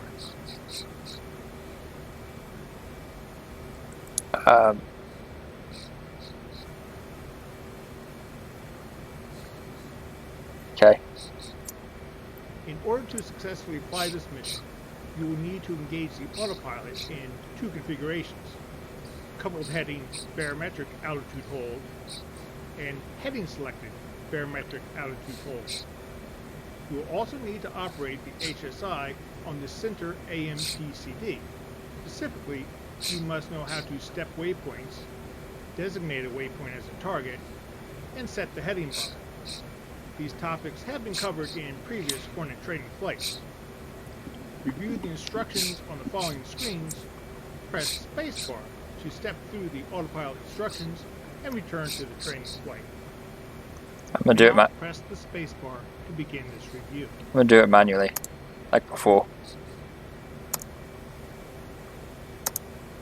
Turn on the power to all the JSON by pressing PP6 JSC. Your first targets are hardened aircraft bunkers, pads. The first step is to set the electronic fuse for the AGM-154 Charlies by pressing PB3 E-fuse, and then PB2 delay 1 for delayed detonation.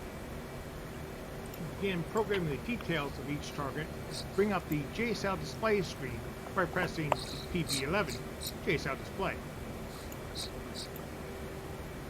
This screen is the GPS weapon display containing essential JSON information. It is the display you will use to program, monitor, and employ JSONs. In the upper left corner, the current weapon station, weapon readiness, mission mode, and weapon type are shown.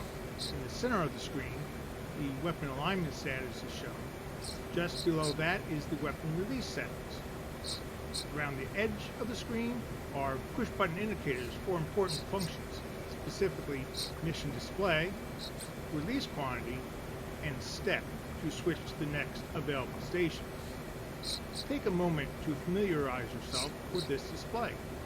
When ready to continue, press the spacebar. Okay. Starting with the AGM-54C on Station 8, press PB4, Mission. You now see all the details for this JSON. To begin entering the required data via the UFC, press PB14. Program Station 8 with the following data, not narrated. When finished, press the spacebar.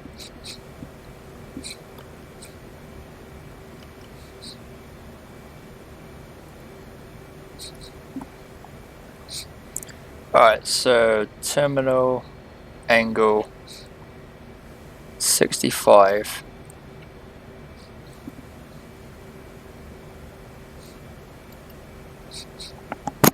Position, latitude, north. 4500. 18. Enter. 45. Enter. Longitude, east.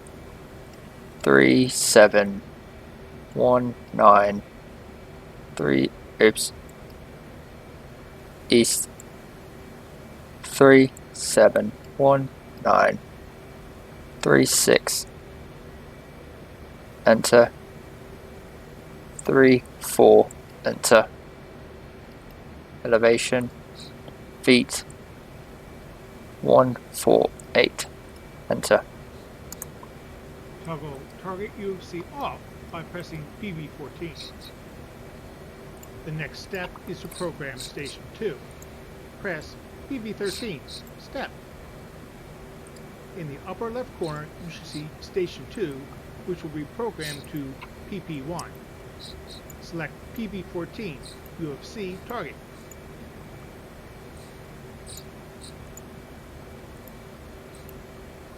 Program Station 2 with the following data. When finished, press the space bar. Terminal, angle, 65. Enter. Position, latitude, north. 4500. 19. Enter. 55. Enter. Longitude, east. 3719. 46. Enter. 59. Enter. Elevation, feet.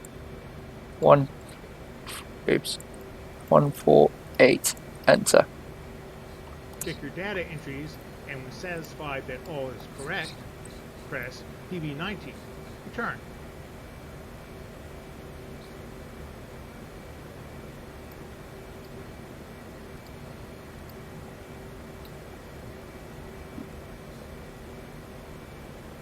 As mentioned in the tasking, your first two targets are located near each other, close enough to be attacked with a single JSOW salvo. Station 8 is targeting hab number 44. Station 2 will target hab number 48. To begin setting up the salvo launch, press PP15. Quantity.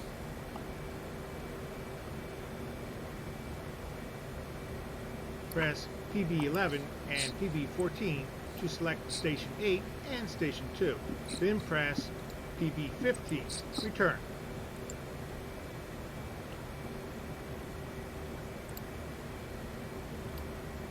You are ready to begin the first attack run. On the HSI, set the heading bug to 060. Set autopilot couple be all. When ready to fly, press the spacebar. Keep heading for waypoint 1 at a constant altitude. Increase speed to above 410 KIAS. Watch the HUD indication for time to max range and the HSI to check your position to the JSOW launch acceptability range. When in range, press and hold the weapon release button until both JSOW drop.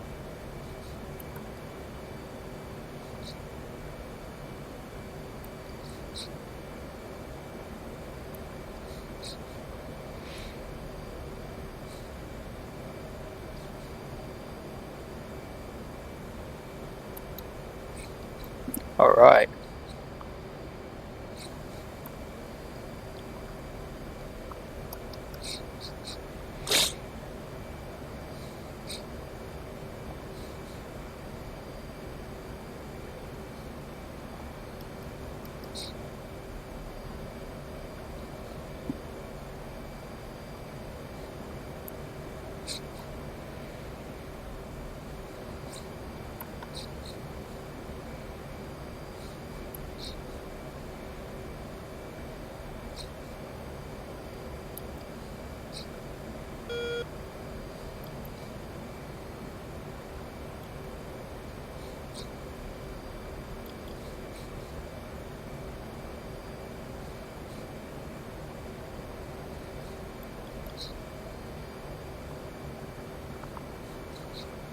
I'm gonna wait a little bit. I'm not gonna just fire once it gets in range, not immediately.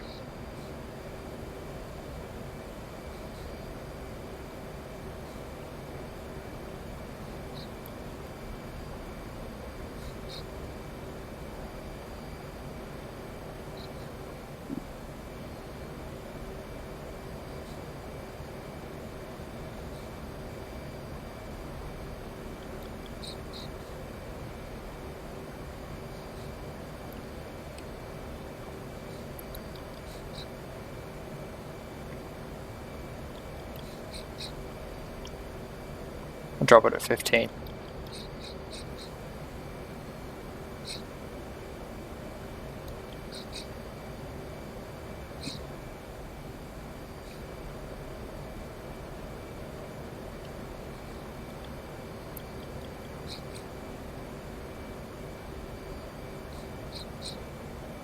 Drop.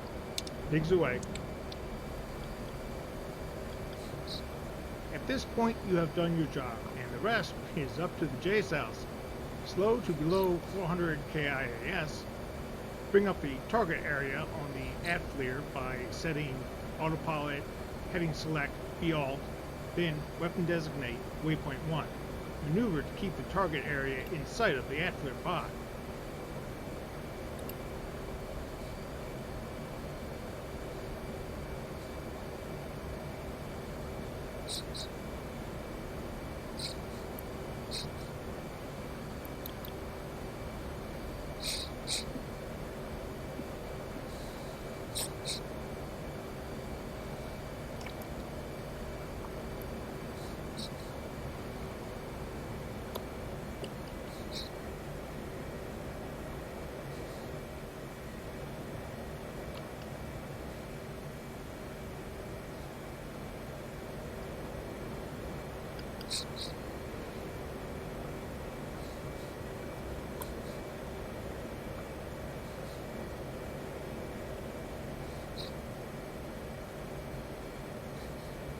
Oh, they're going quick.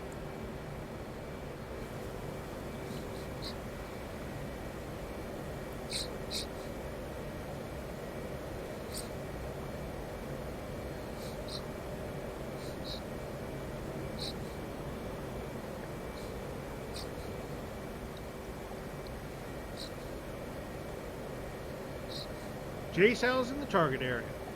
Active pause is on. Observe the attack results with ATFLIR. Then to continue, press the spacebar.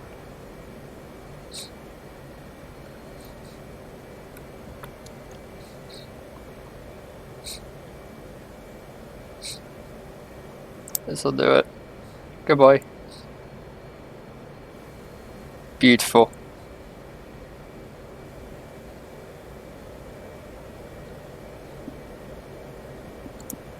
Your next target is a field-deployed artillery platoon.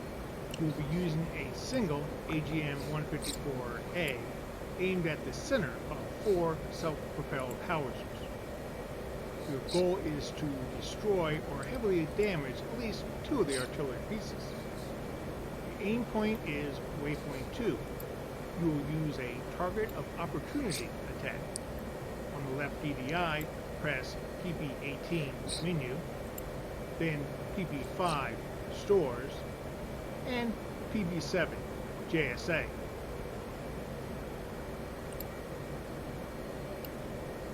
Press PB3 defuse.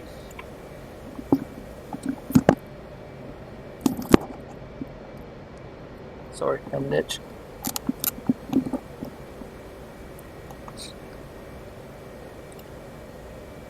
And then PB3 INSD for instantaneous detonation. Press PB12 for J-Cell display. In the upper left corner, note that Station 7 is selected. Press PB4 mission. This is a target of opportunity located at waypoint 2. On the HSI, step to waypoint 2. Designate waypoint 2 as a target, press the spacebar to continue.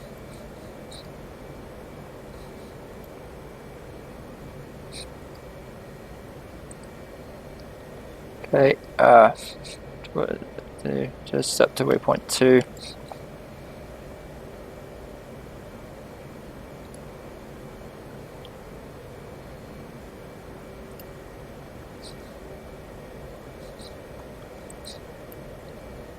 Toggle to TOO by pressing PB5.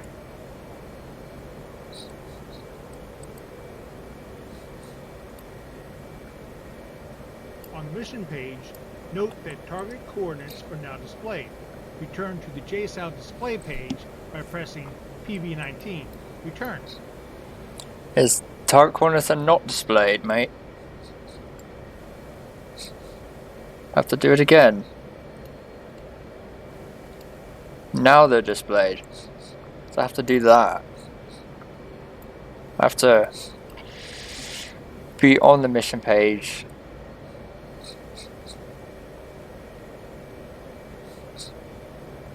Let's see, let me try something. 4-6.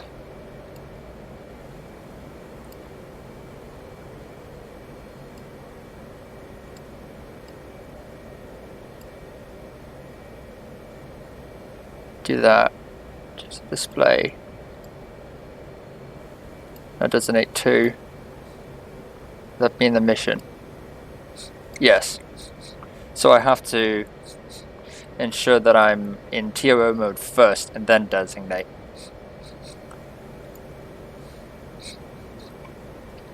Okay, so ensure TOO mode first and then hit direct point designation. So make sure the master mode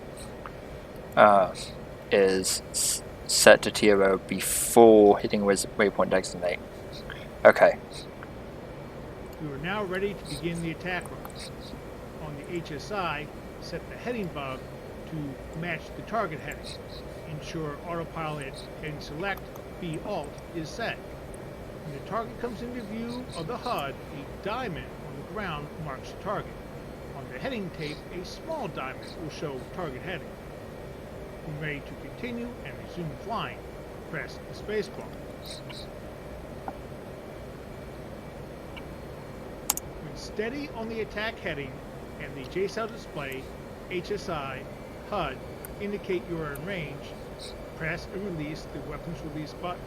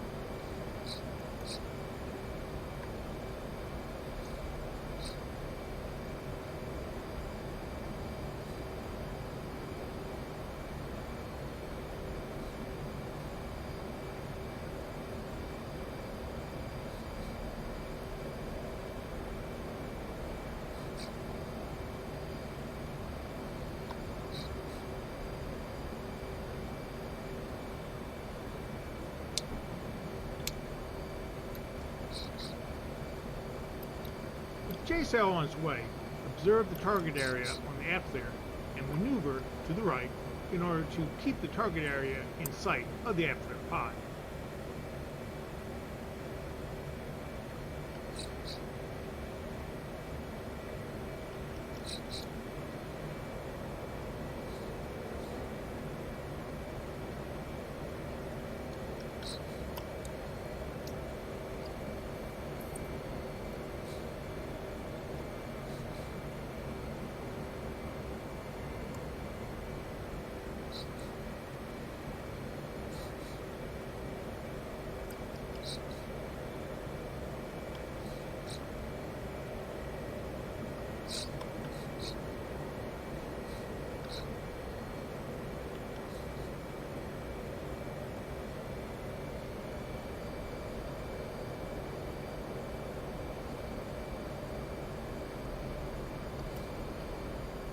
JSOW and target area. Active pause is on. Observe the attack results with AFLIR, then press the spacebar to continue.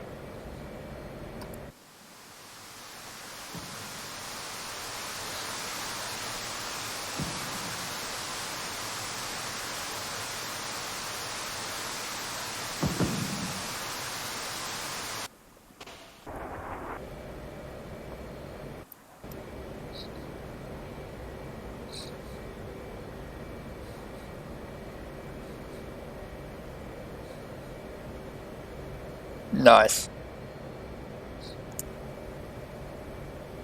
The third strike is against a target near waypoint 3.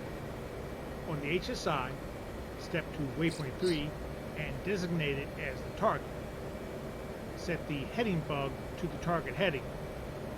Press the spacebar when complete.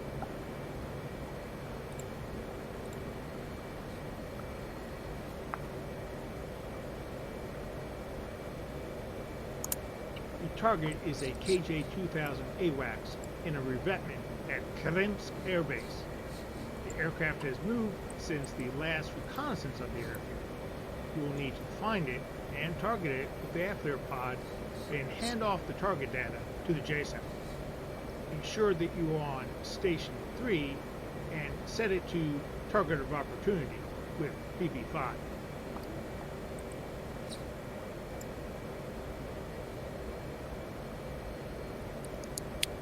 Okay. You define it. Target with the output pod. Hand off target. Okay. Bring up the mission display and Target of Opportunity upfront controls. For this target, you will utilize a fairly tight spread of submunitions to concentrate the damage in a smaller area. Set burst height at 500 feet AGL with the following entry. Press the spacebar when complete.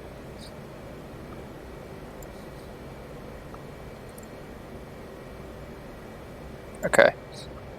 500 feet AGO.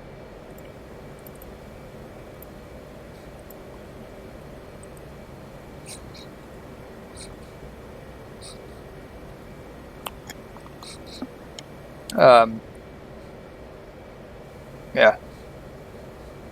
Ensure autopilot, heading select, and B-alt is set. Note, as you turn towards the target, its relative bearing will drift. Occasionally, update the heading bug to the target heading. When ready to continue and resume flying, press the spacebar.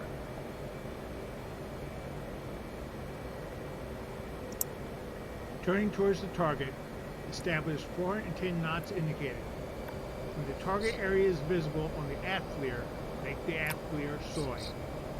Waypoint 3 is near the large aircraft revetments. Look for the target aircraft in one of these revetments. With target designate pressed, TCD to find and designate the target aircraft. When in range, launch the JSOW.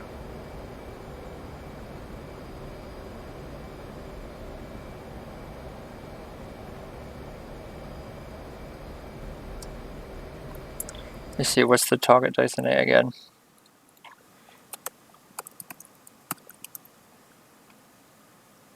Okay.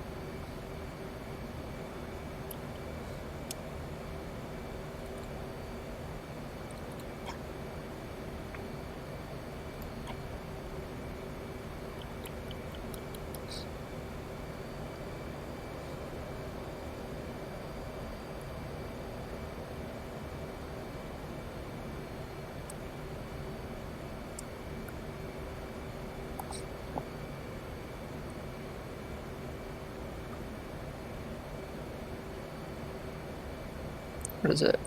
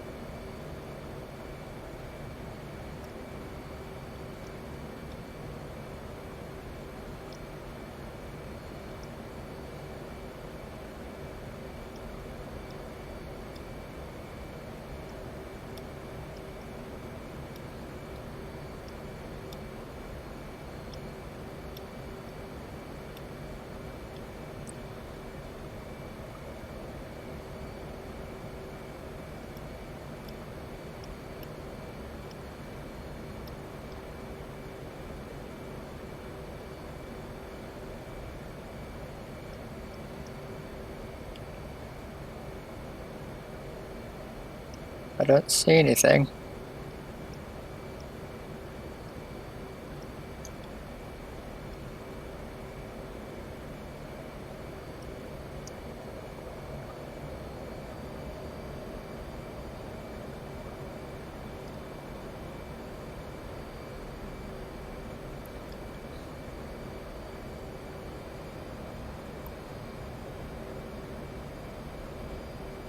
There's a plane.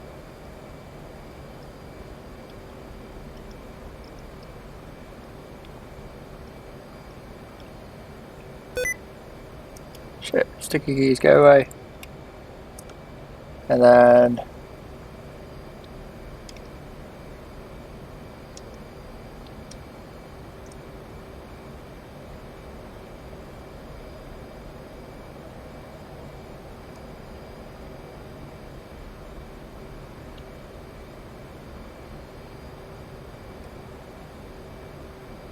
What? Winchester, JSOW. Spit out what? After JSOW launch, turn off a direct heading to the target and then maneuver to keep the target in the clear view. Once the JSOW has detonated, press the space bar.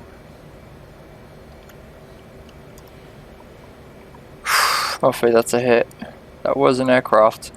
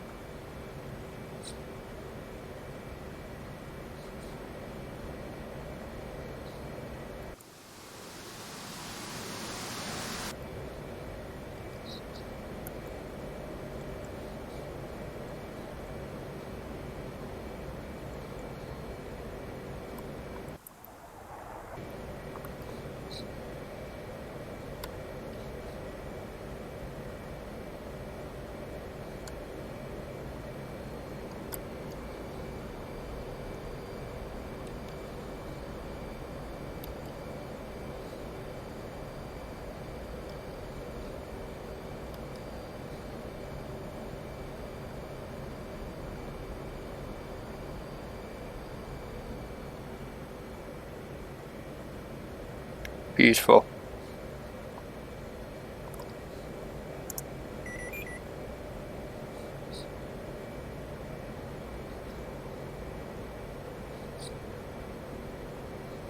Success. All 3 targets were successfully attacked. You learned how to employ the JSOW. You may end the mission now by pressing escape, or continue flying by pressing the space bar. But that was an A-10, that wasn't an AWACS. The fuck? Is there an AWACS? That base?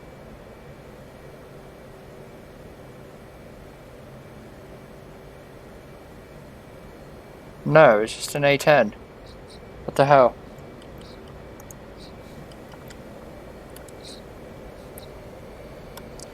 Anyways.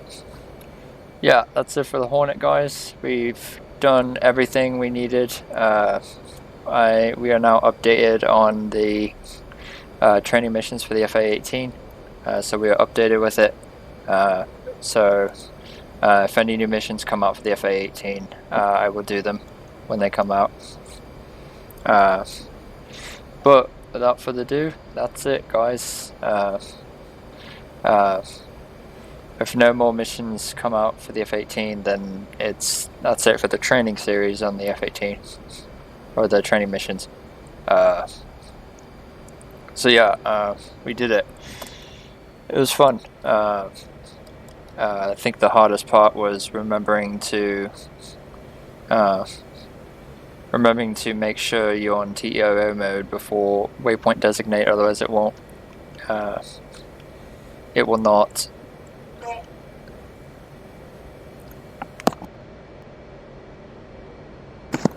Oh, sorry about that, folks. I don't remember what I was saying. I think I was doing the outro. Anyways, yeah. That's all for the F-18. That's all for the F-18 training missions so far. When more missions come out, I will do them when they come out. So, yeah. Having that said, that's all for this part, guys. If you'd like to smash the like button, like a badass, if you want to see you guys next time. Farewell.